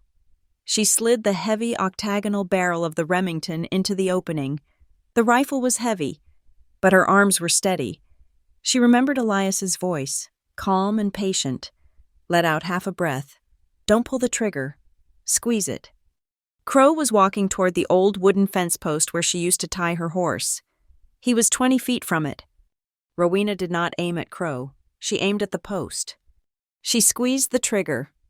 The boom of the Remington was deafening. It was not a pistol crack. It was a concussion. A physical blow that slammed against the cabin walls. Across the yard, the top foot of the fence post did not just splinter, it vaporized. A cloud of wooden shrapnel exploded into the air. Macklin Crow screamed. It was a high, thin sound, like a rabbit. He threw himself to the ground, clawing at the dirt, scrambling back on his belly like a terrified lizard. In the main camp, the laughter stopped. Dead silence. Rowena calmly pulled the rifle back in, ejected the spent cartridge, slotted a new one into the breech, and closed the window. She had made her statement. I am not a frightened widow. I am a marksman. Come closer, and the next shot will not be at a post. The silence from the camp lasted for an hour. The psychological war had changed. She had fired back, and she had not missed. Then, she heard Pike's voice. It was no longer smooth or mocking. It was cold. Jeb, Macklin, the well. Her heart stopped. She ran to the door. Peering through a small knothole, Pike, Sutter, and Crow were walking, not toward the house, but directly toward the juniper well. They were carrying a heavy burlap sack. She flew to the window, but the well was at a bad angle, mostly blocked by the corner of the porch. They knew. She ran back to the door, her eye pressed to the knothole. She saw them reach the stone wellhead. She saw Jeb Sutter untie the sack. He and Crow tipped it up. A thick stream of white, dusty powder poured out, cascading down into the dark, deep water. Rowena felt a new kind of rage, a rage that eclipsed her fear. It was a profound, sickening violation. They were not just attacking her, they were murdering the land. They were poisoning the life of the ranch. A faint chemical odor, like caustic lime or something worse, began to drift on the wind. She heard them laugh. Sutter slapped the stone wellhead. That's that. Then, even if she gets out, she's got nothing to stay for. They turned and walked back to their camp, their shoulders swaggering. Rowena stood in the center of her cabin, her whole body shaking. This was the final insult. This was the act that could not be undone. She grabbed the Remington. She threw the heavy bar off the door and kicked it open, stepping out onto the porch, exposed in the harsh, bright sunlight. The men in the camp shouted in surprise, grabbing for their own rifles. Rowena did not aim at them. She aimed at the well. She aimed at the wooden gallows that held the pulley, and at the old oak bucket that hung from the rope. "You will not," she screamed, her voice cracking. "Take my water." She fired. Cracked the bullet struck the stone wellhead, sending a chip of rock flying. Sutter laughed. "She's lost it." Rowena ignored him. She chambered another round. Breathe. She aimed at the bucket. Squeeze. Crack, the bullet punched a hole through the side of the oak bucket, making it jump on its rope. Crack. She fired again, levering the action with a speed born of pure fury. Another hole appeared. Crack, crack, crack. She emptied the rifle into it. One shot after another. A defiant, thunderous declaration of war. She did not stop until the wooden bucket was a shattered, splintered ruin, hanging in staves from its iron hoops. It was a destroyed, useless thing. She stood on the porch, the rifle smoking in her hands, her chest heaving. She stared at the men. Their faces were no longer mocking. Pike looked furious. Rowena stepped back inside, slammed the door, and barred it. Her declaration was made. There was no going back. There was no negotiation. She slid to the floor, her back against the rough wood, the rifle still hot in her hands. The adrenaline left her, replaced by a deep, cold certainty. This would end tonight. She reached into her pocket and pulled out the beaded quill. She clutched it, the sharp edges digging into her palm. She had told Toka he was brave. Now, she had to be. I chose to stand, she thought, the words a silent vow. I will not kneel. A memory of Elias flickered in her mind. His patient hands, his quiet voice, the way he would give in to arguments in town because he hated confrontation. She loved that memory, but she pushed it away. The woman Elias had married would not have survived this. That woman would have fled, or given in, or broken. This woman, the one clutching a rifle and a Comanche amulet, the one who had just declared open war on 5 armed men, was someone new. She had been forged in the last 3 days, hammered into shape by fear and rage. As the sun began to set, the mood outside changed. The taunts were gone. The whistling was gone. There was only the low murmur of Pike giving orders. Rowena moved back to the window slit, her body aching, and looked out. The men were no longer resting. They were working. Jeb Sutter and Macklin Crow were walking back from the open field, their arms full of dry, brittle straw. They moved to the empty horse stable, the building closest to the cabin, and began to pile the straw against the wooden wall. They were making a pyre. The psychological war was over. The fire was coming. The sun was dying. It bled out over the western ridge, staining the high, thin clouds in shades of rust and arterial red. Against this backdrop, the new fire, the man-made fire, was a dirty, violent orange. Rowena stood by the window, watching the flames take hold. The first whoosh as the match touched the straw had been a sharp, hateful sound. Now, it had grown into a steady, hungry roar. The dry, seasoned wood of the old stable caught fast, the sound of it crackling and popping like a string of firecrackers. It was a countdown. She looked at the men in the camp. They were all on their feet, their faces lit by the growing pyre, their expressions triumphant. Pike stood with his arms crossed, his smile back in place. Sutter was laughing, pointing at the blaze. This was their final move. The fire would spread, first to the goat pen, then to the dry grass, and finally, inevitably, to the cabin itself. They would say the renegade had done it in his escape, a tragic, unavoidable accident. Rowena looked at the water bucket she had set by the door. The one meant for fire. It was a joke. It wouldn't be enough to put out a campfire, let alone this inferno. She was trapped. She could stay inside, back into the root cellar, and hope the fire passed over her. But the smoke would find her. The heat would suffocate her. She would die like a rat in a hole. Or she could choose her own way. A strange, cold calm settled over her.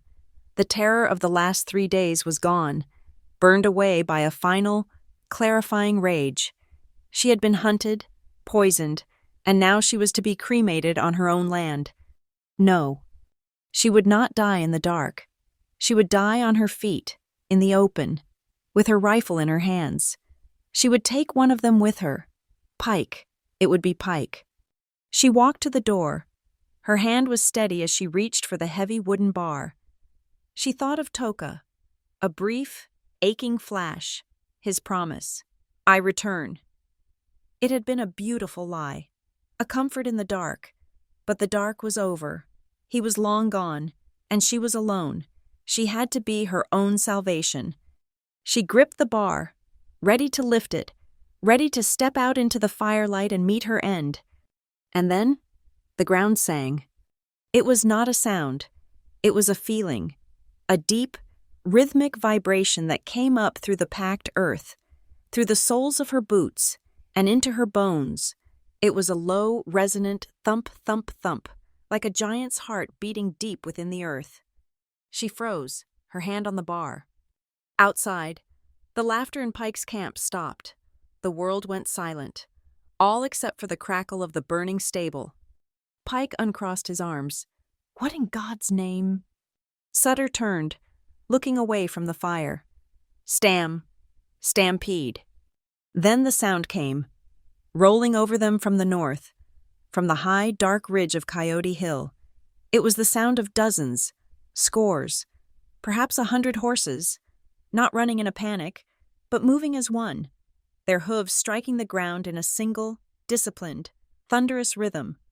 "Get your rifles!" Pike yelled, his voice suddenly shrill.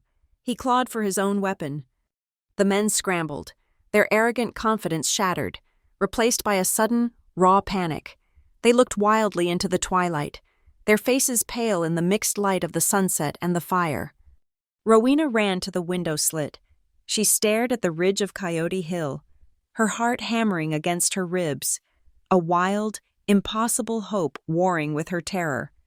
They appeared, not as a mob, but as a line, a long, perfect, silent crescent of mounted warriors, their forms silhouetted against the dying red light of the sky.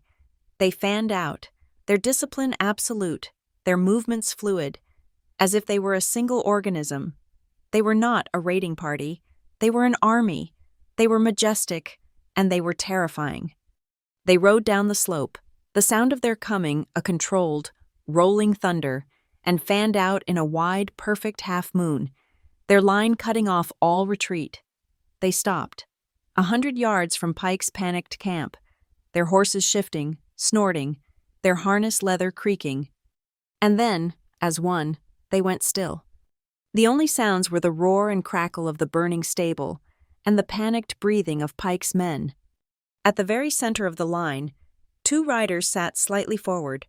The one on the right was a man who seemed carved from old, weathered oak.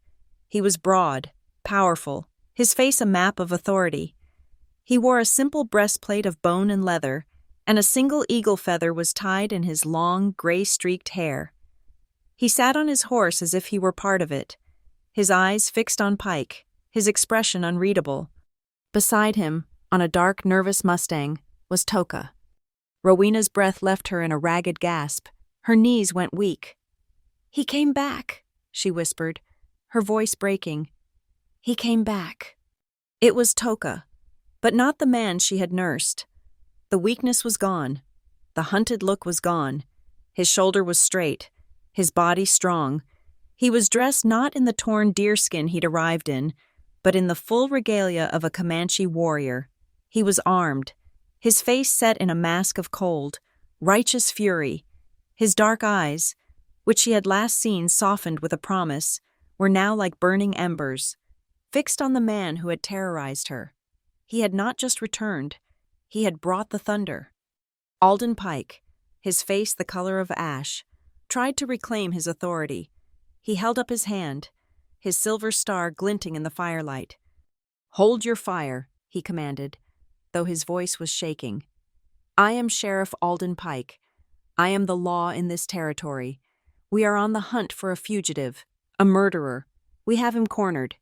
He pointed, not at the cabin, but at the arroyo. "He is surrounded." The old warrior at Toka's side, who Rowena now understood must be his father, bare among mesquite, did not move. He did not speak. He simply stared. Toka moved his horse forward a single, deliberate step.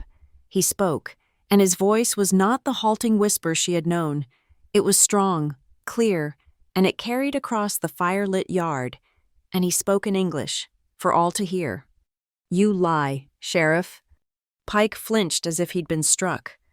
"You are not hunting a murderer," Toka continued, his voice cutting through the night. "You are hunting this woman," he pointed, not at Rowena in the window, but at the cabin itself. "You hunt her land. You hunt her well." "That's a lie," Jeb Sutter bellowed, his fear making him reckless. "We tracked him here. We found his trail. He attacked this ranch."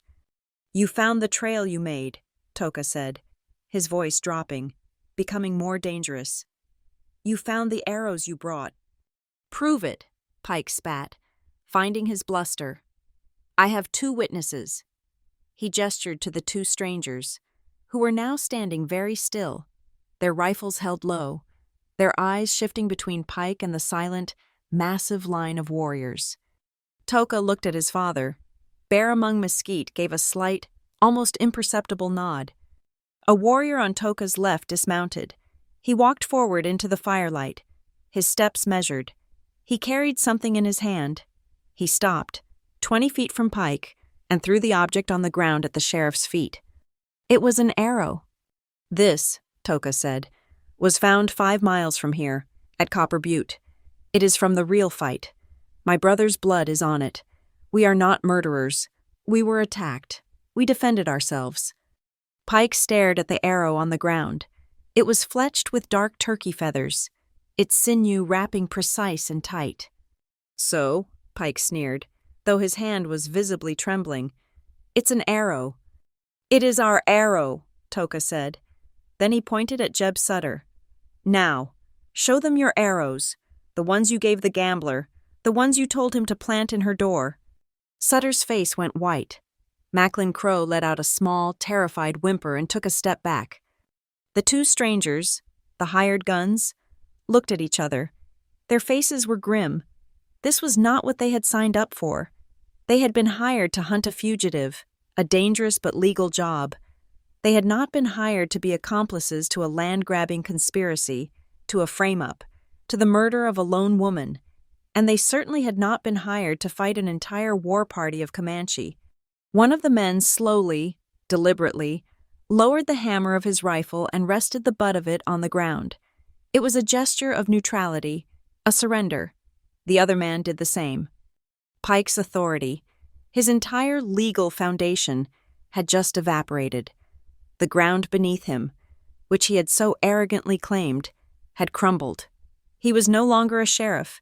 He was just a man with a tin star, a corrupt deputy, and a sniveling coward, standing in the light of a fire he had started, surrounded by 40 warriors who had just heard him be accused of murder.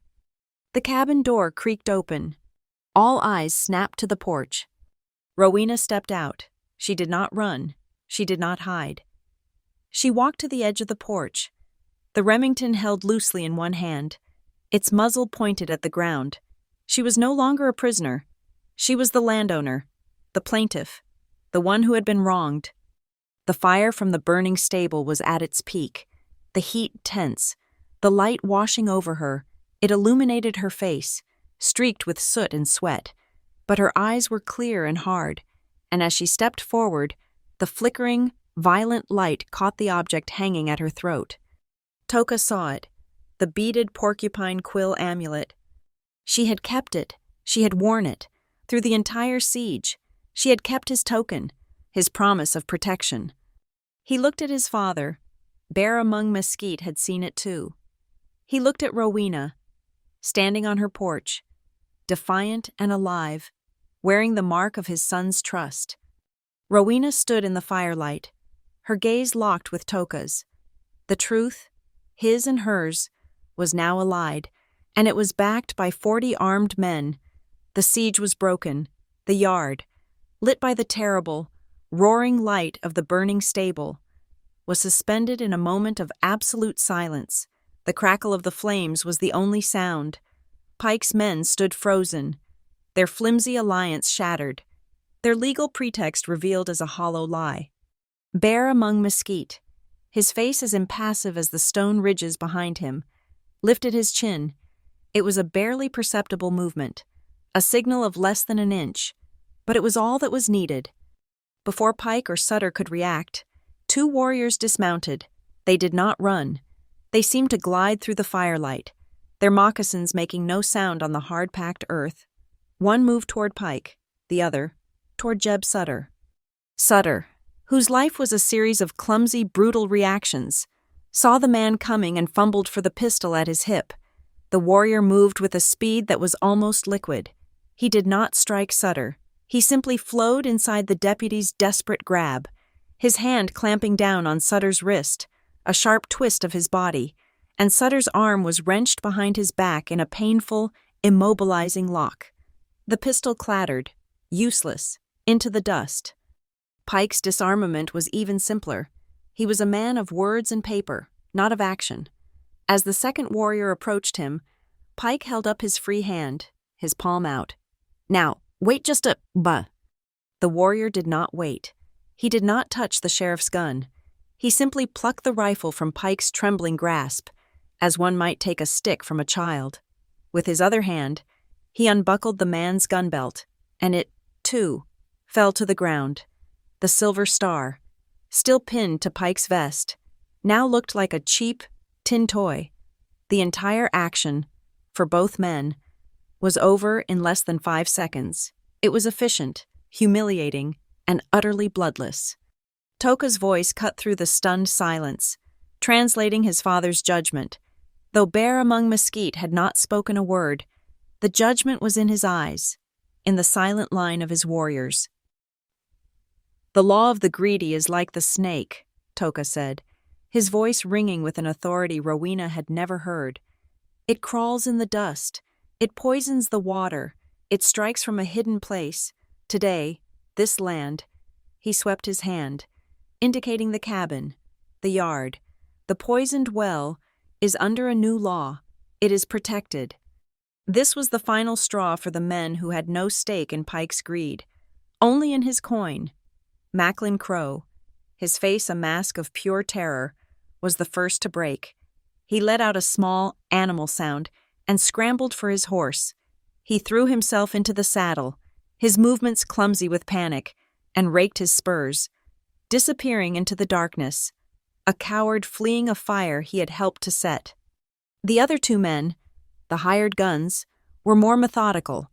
They saw their employer disarmed, their job revealed as a fraud, and an entire Comanche war party watching them. They were professionals, and this contract was clearly, irrevocably, broken. One of them looked at Pike with undisguised contempt, then walked to his horse, mounted, and rode away at a steady trot, not looking back. The other followed, melting into the night just as quietly. In an instant, the siege was reduced to its rotten core, Pike's camp, with its lanterns still burning, its coffee pot still on the fire, looked like a hastily abandoned fairground, a testament to a party that had ended in disaster. Only Pike and Sutter remained. They stood in the center of the yard, unarmed, exposed, bathed in the light of the fire they had set.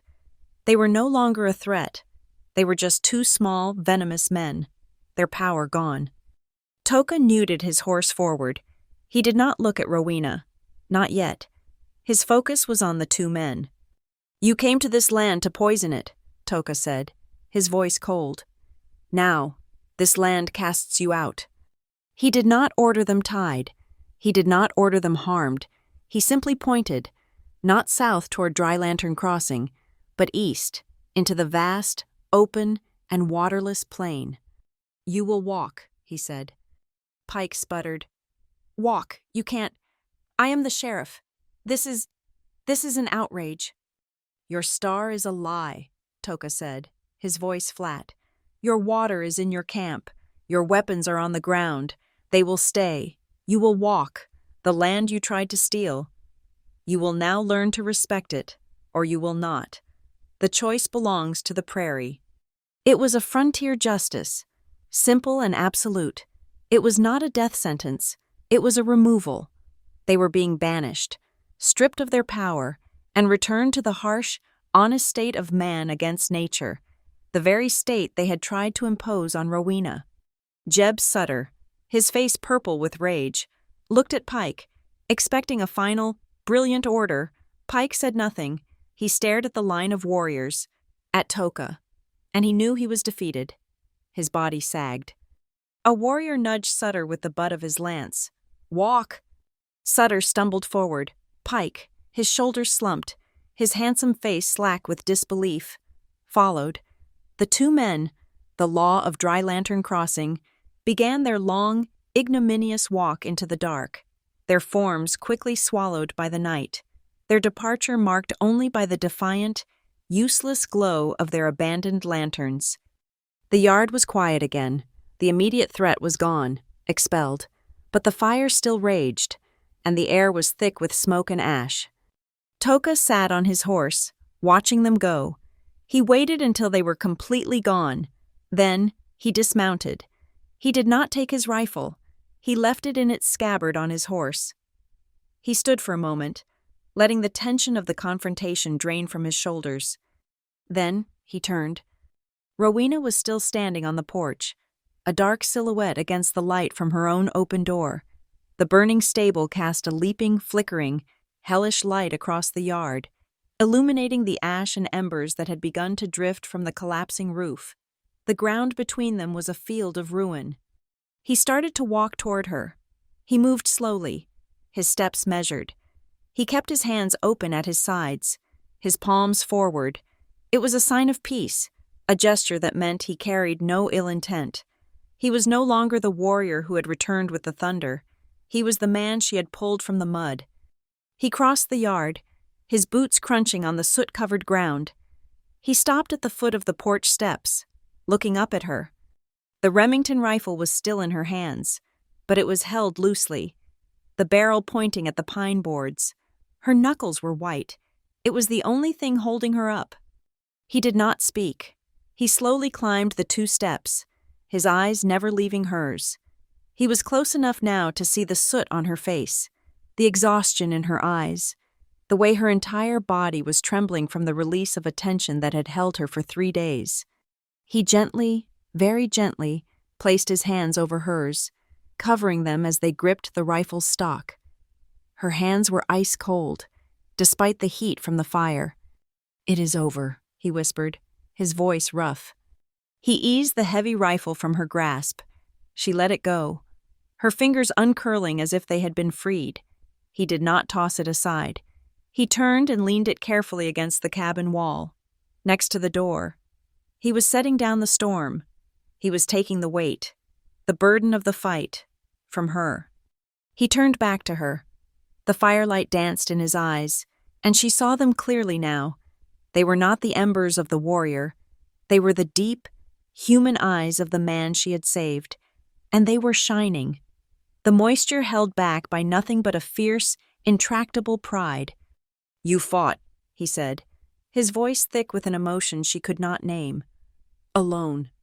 She looked at him, at his strong, straight shoulders, at the father who sat watching from the yard, at the silent line of warriors who had come for her, for him. A single, hot tear finally escaped her, cutting a clean path through the soot on her cheek. "You returned," she whispered, her voice breaking. "Not alone." His gaze softened. He had made a promise, and he had kept it. She had held on to a faith she didn't even know she had, and it had been rewarded. 100 yards away, Bear Among Mesquite watched the 2 of them on the porch. He looked at Rowena, at her small, trembling frame, at the rifle she had finally set aside. He saw the beaded quill amulet, his son's mark, at her throat, lit by the fire. He had heard the story from Toka of the rescue, the shelter, the defiance of the lawmen, the long siege. He looked at this white woman, who had done for his son what his own people could not. He saw not her color, but her spirit, and it was a spirit that his people understood. He nodded, a long, slow, respectful gesture. Courage was a language that needed no translation. As if his nod were a signal, the line of warriors, who had been sitting rigid and watchful, relaxed. They did not intrude. They did not dismount or approach the cabin. Instead, they began to slowly, quietly, back their horses away, widening their half-moon, giving the 2 figures on the porch a private, respectful space in the center of the reclaimed land. They formed a new perimeter, a new boundary, their backs to the cabin, their faces turned outward to the night. They were no longer an army. They were guardians. The wind, as if on cue, began to shift. It blew from the west, pushing the thick, acrid smoke of the burning stable away from the cabin, clearing the air. The fire began to die, its roar diminishing to a steady crackle, its light fading. And as the smoke cleared, the sky above was revealed. It was a deep, velvet black, and it was pierced, from one horizon to the other, by a brilliant, impossible spray of stars. The juniper rise, dark and silent, watched over them, and the long, terrible night was finally, truly, over. The fire in the stable was dying, collapsing into a mountain of glowing red embers that pulsed with the night wind. The violent orange light was gone, replaced by a deep, soft glow that was more intimate than threatening. Above, the stars had fully emerged, a cold, brilliant canopy that seemed to stretch into eternity. Toka did not release her. He stood before her on the porch, his presence a shield against the ruins of the day. He turned his head slightly, not looking away from her, but speaking out into the yard where his father and his men waited. He began to speak in his own language, Numu Tekwapu, the language of the people. Rowena did not understand a single word, but she understood everything. His voice was not the voice of a warrior giving a report. It was the voice of a man bearing witness. It rose and fell with a storyteller's cadence, a formal, respectful rhythm. He started by gesturing to the ground, to the mud by the willows where she had found him.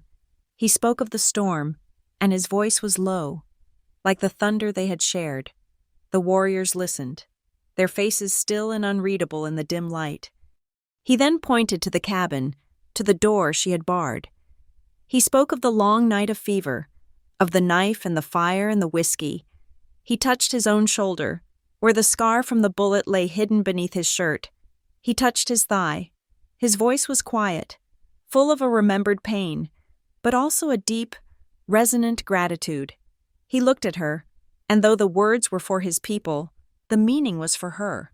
Rowena felt a flush of heat rise in her cheeks, a profound embarrassment and a fierce pride all at once. He spoke of the days of silence, of the shared food, of the sharpening of the axe.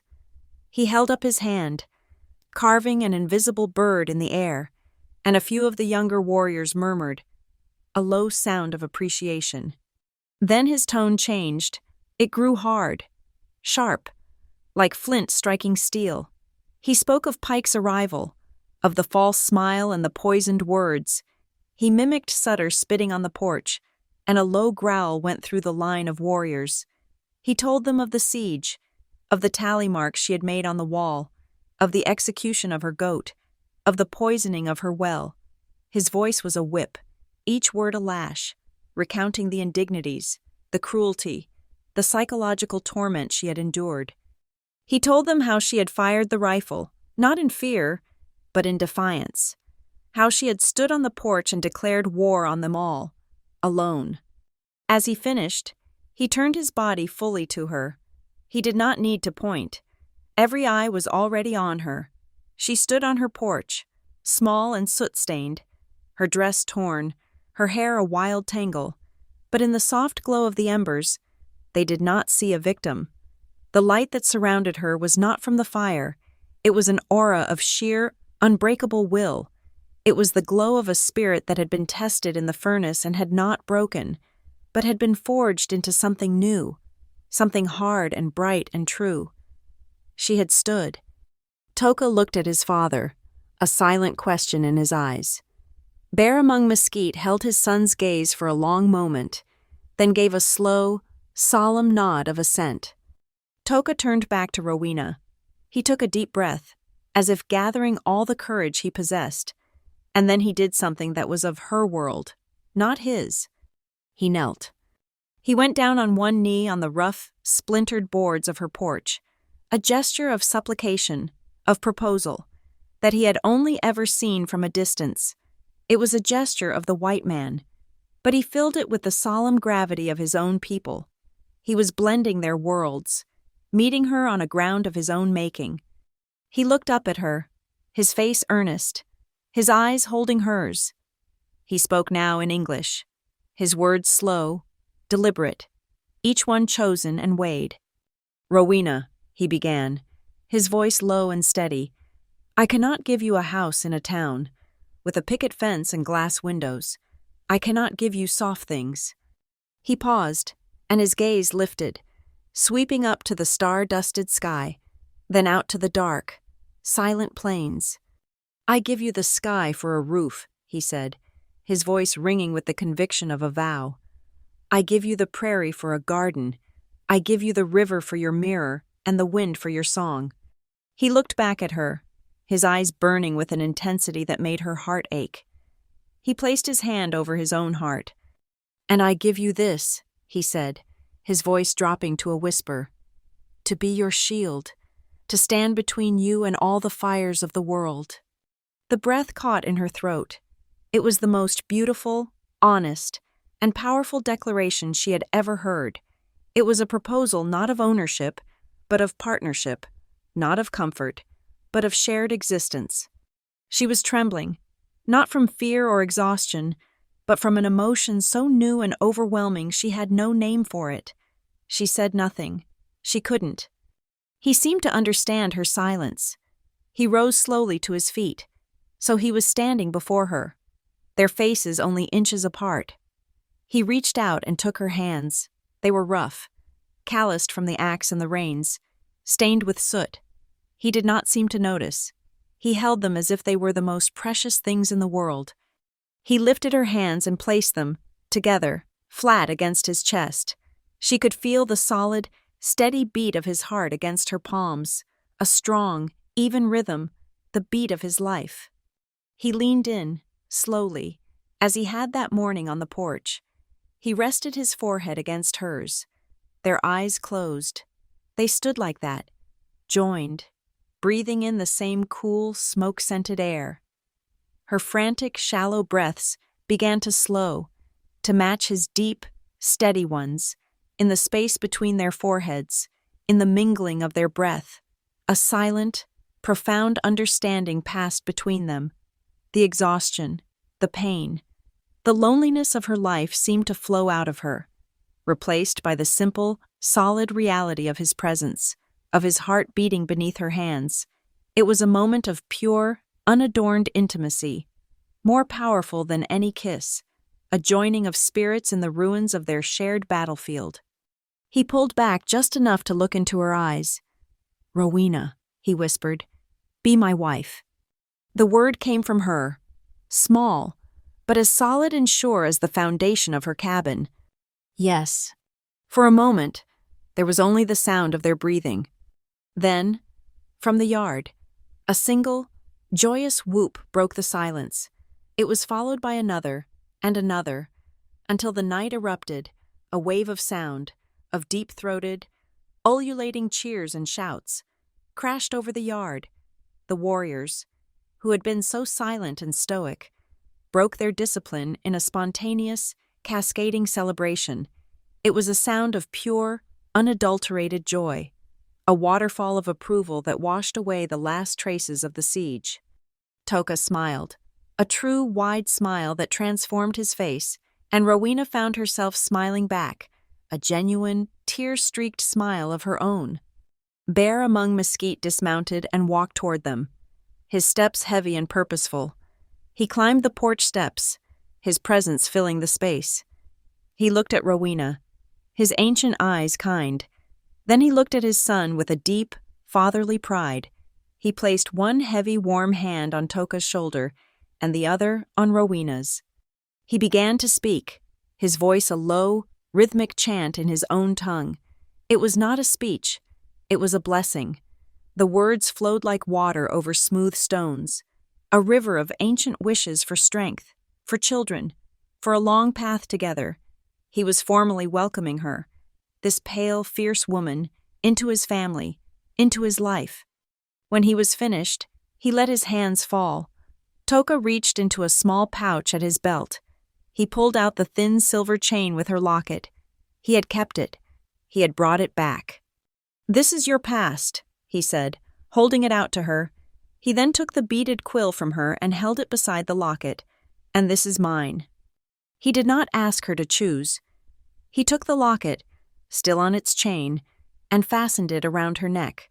Then, he took the leather thong with the quill amulet and tied it, gently, beside the silver clasp. The two objects, the tarnished silver of her settled past and the vibrant, beaded quill of his wild one, lay together against her skin, two worlds, hanging from a single thread. From the yard came a new sound, a slow, rhythmic thump, thump, thump. The warriors, back in their half-moon formation, were holding their lances and rifles vertically. As one, they were tapping the wooden butts of the weapons on the hard ground. It was not a war drum, it was a sound of honor, of respect, a slow, steady heartbeat for a new union, a solemn, star-lit ceremony. The rite was complete. Toka reached to his belt and drew a knife. It was not the simple skinning knife she had given him. This was a work of art. The blade was dark, polished stone, the handle carved from bone, etched with intricate symbols of the horse and the eagle. He held it out to her, handle first. "This is for you," he said, "to cut the ropes of fear, whenever they bind you." She took it. The bone was smooth and cool in her hand. It was a gift of power, of self-reliance, his trust made tangible. She had to give him something in return. She had nothing. Her land was poisoned, her home nearly burned. Then she remembered. She reached into the pocket of her dress, and her fingers closed around a piece of cold, heavy iron. The key, the old, ornate key to the root cellar, the place where he had hidden, where their lives had first become truly bound together. She held it out to him, placing it in his open palm. "And this is for you," she said, her voice clear and strong, "so that you will always have a home to return to, a home for us both, no matter where it is." He closed his hand around the key, the symbol of her trust, her home, her heart. He looked from the key to her face, and in the deep, quiet dark of the New Mexico night, their new life began. Dawn broke, not red with the memory of fire, but a soft, pearly gray, the color of peace.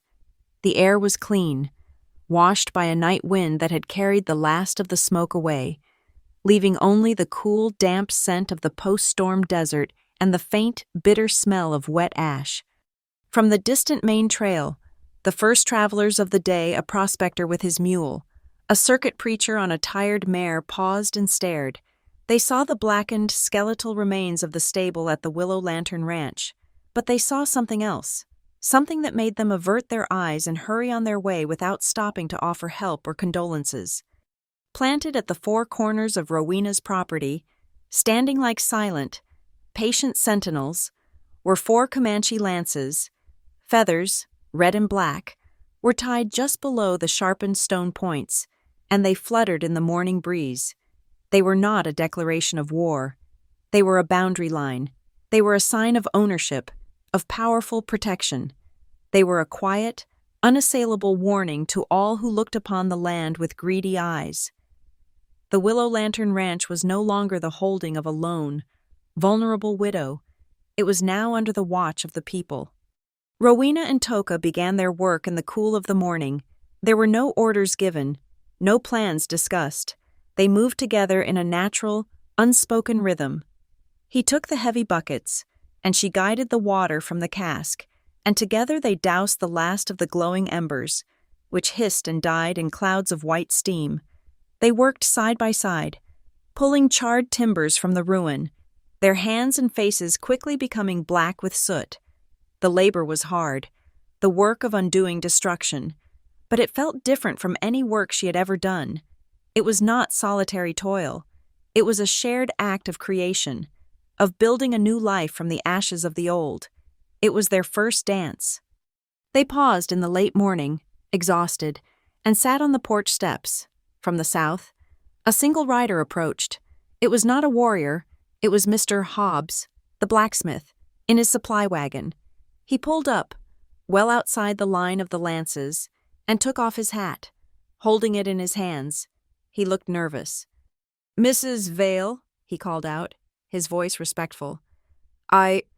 We heard, in town, heard there was a fire." He looked at Toka. who stood beside her, his face unreadable. "Just wanted to be sure you were all right." "I'm all right, Mr. Hobbs," Rowena said, her voice clear. "The sheriff?" Hobbs asked, his eyes wide with a question he was afraid to ask. "The sheriff has moved on," Toka said, his voice flat. It was not a threat, but it was not an invitation for more questions. Hobbs nodded, understanding. "Well, I brought you something." He reached into the back of his wagon and pulled out a new, sturdy oak bucket, its iron hoops gleaming. "And some rope, for the well. I figured you might need it." He set it on the ground, then climbed back into his wagon. "You take care now," he said, and turned his wagon around, heading back to town. The news had already traveled. The story of Sheriff Pike and Jeb Sutter's long walk across the desert, as it was now being called, had spread through Dry Lantern Crossing like a prairie fire. The details were murky. Some said they were run off by 100 warriors. Some said they had simply lost their minds in the heat. But the result was the same.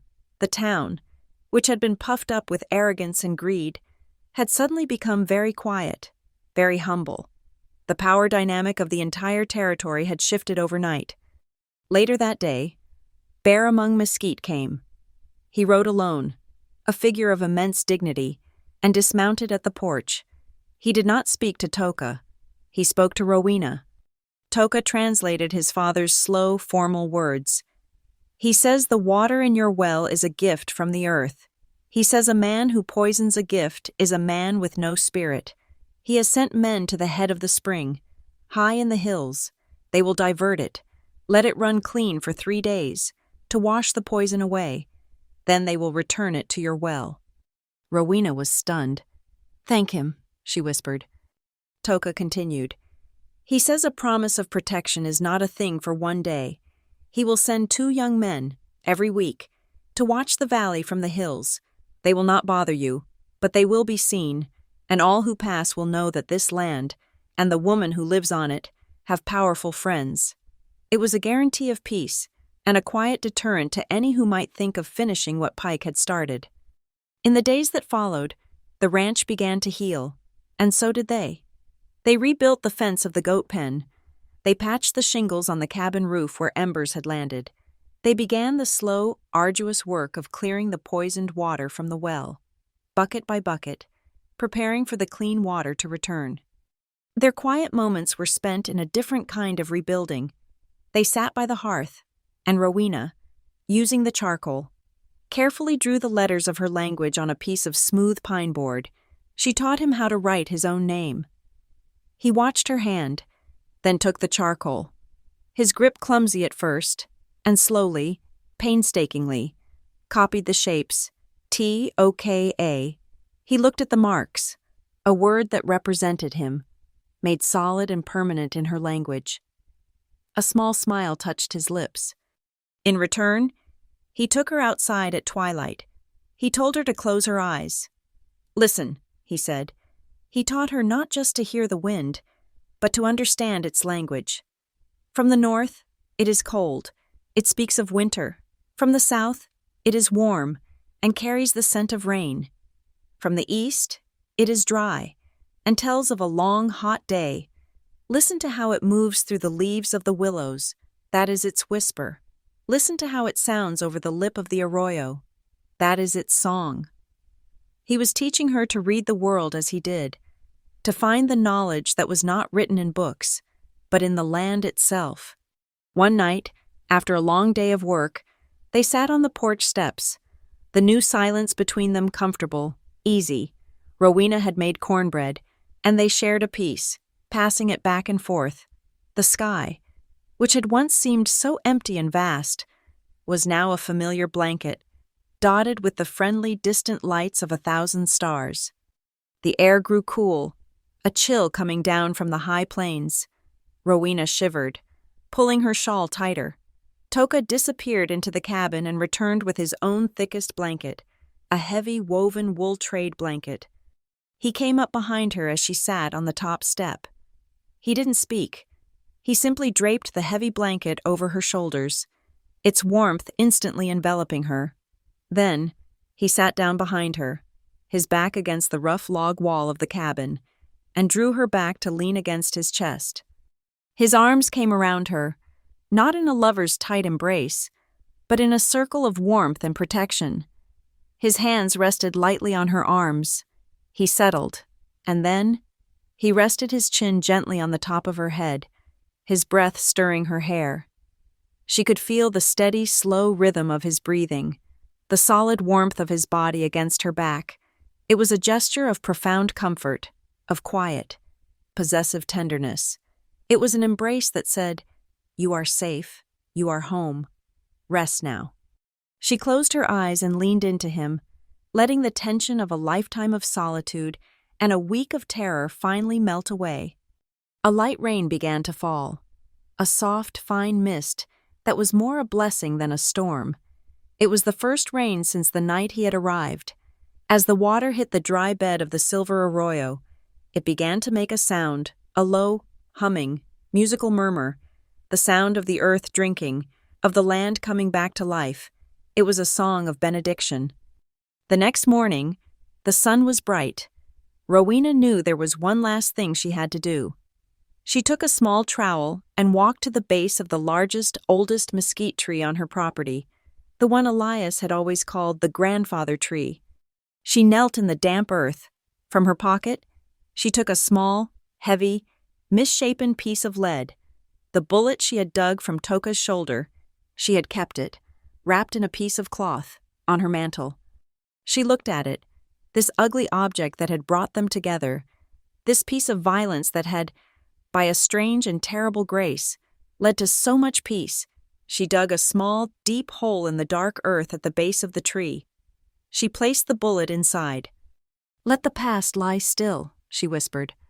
She covered it with earth, packing the soil down firmly with her hands. It was done, buried. The debt of pain was paid, and the ground from which it had sprung was now consecrated to a new beginning. She walked back to the cabin. As she stepped onto the porch, her eyes fell on the windowsill. There, where she had placed it after the siege, sat the small wooden roadrunner. Its carved head was pointed outward, toward the vast, open horizon, toward the south where the clean water was coming, toward a future that was no longer a thing to be endured, but a landscape of possibility. In a harsh land, they did not choose hatred as a fence. They chose love as a bridge, and that bridge held firm against the wind. Thank you so much for listening to our story. We'd love to know where in the world you're tuning in from. So please leave a comment below to say hello and share your thoughts. If you enjoyed this journey, please subscribe to our channel, Wild West Stories 1850, and give this video a like to help us reach more listeners. Consider supporting us by hitting the hype button. Your support means the world to us.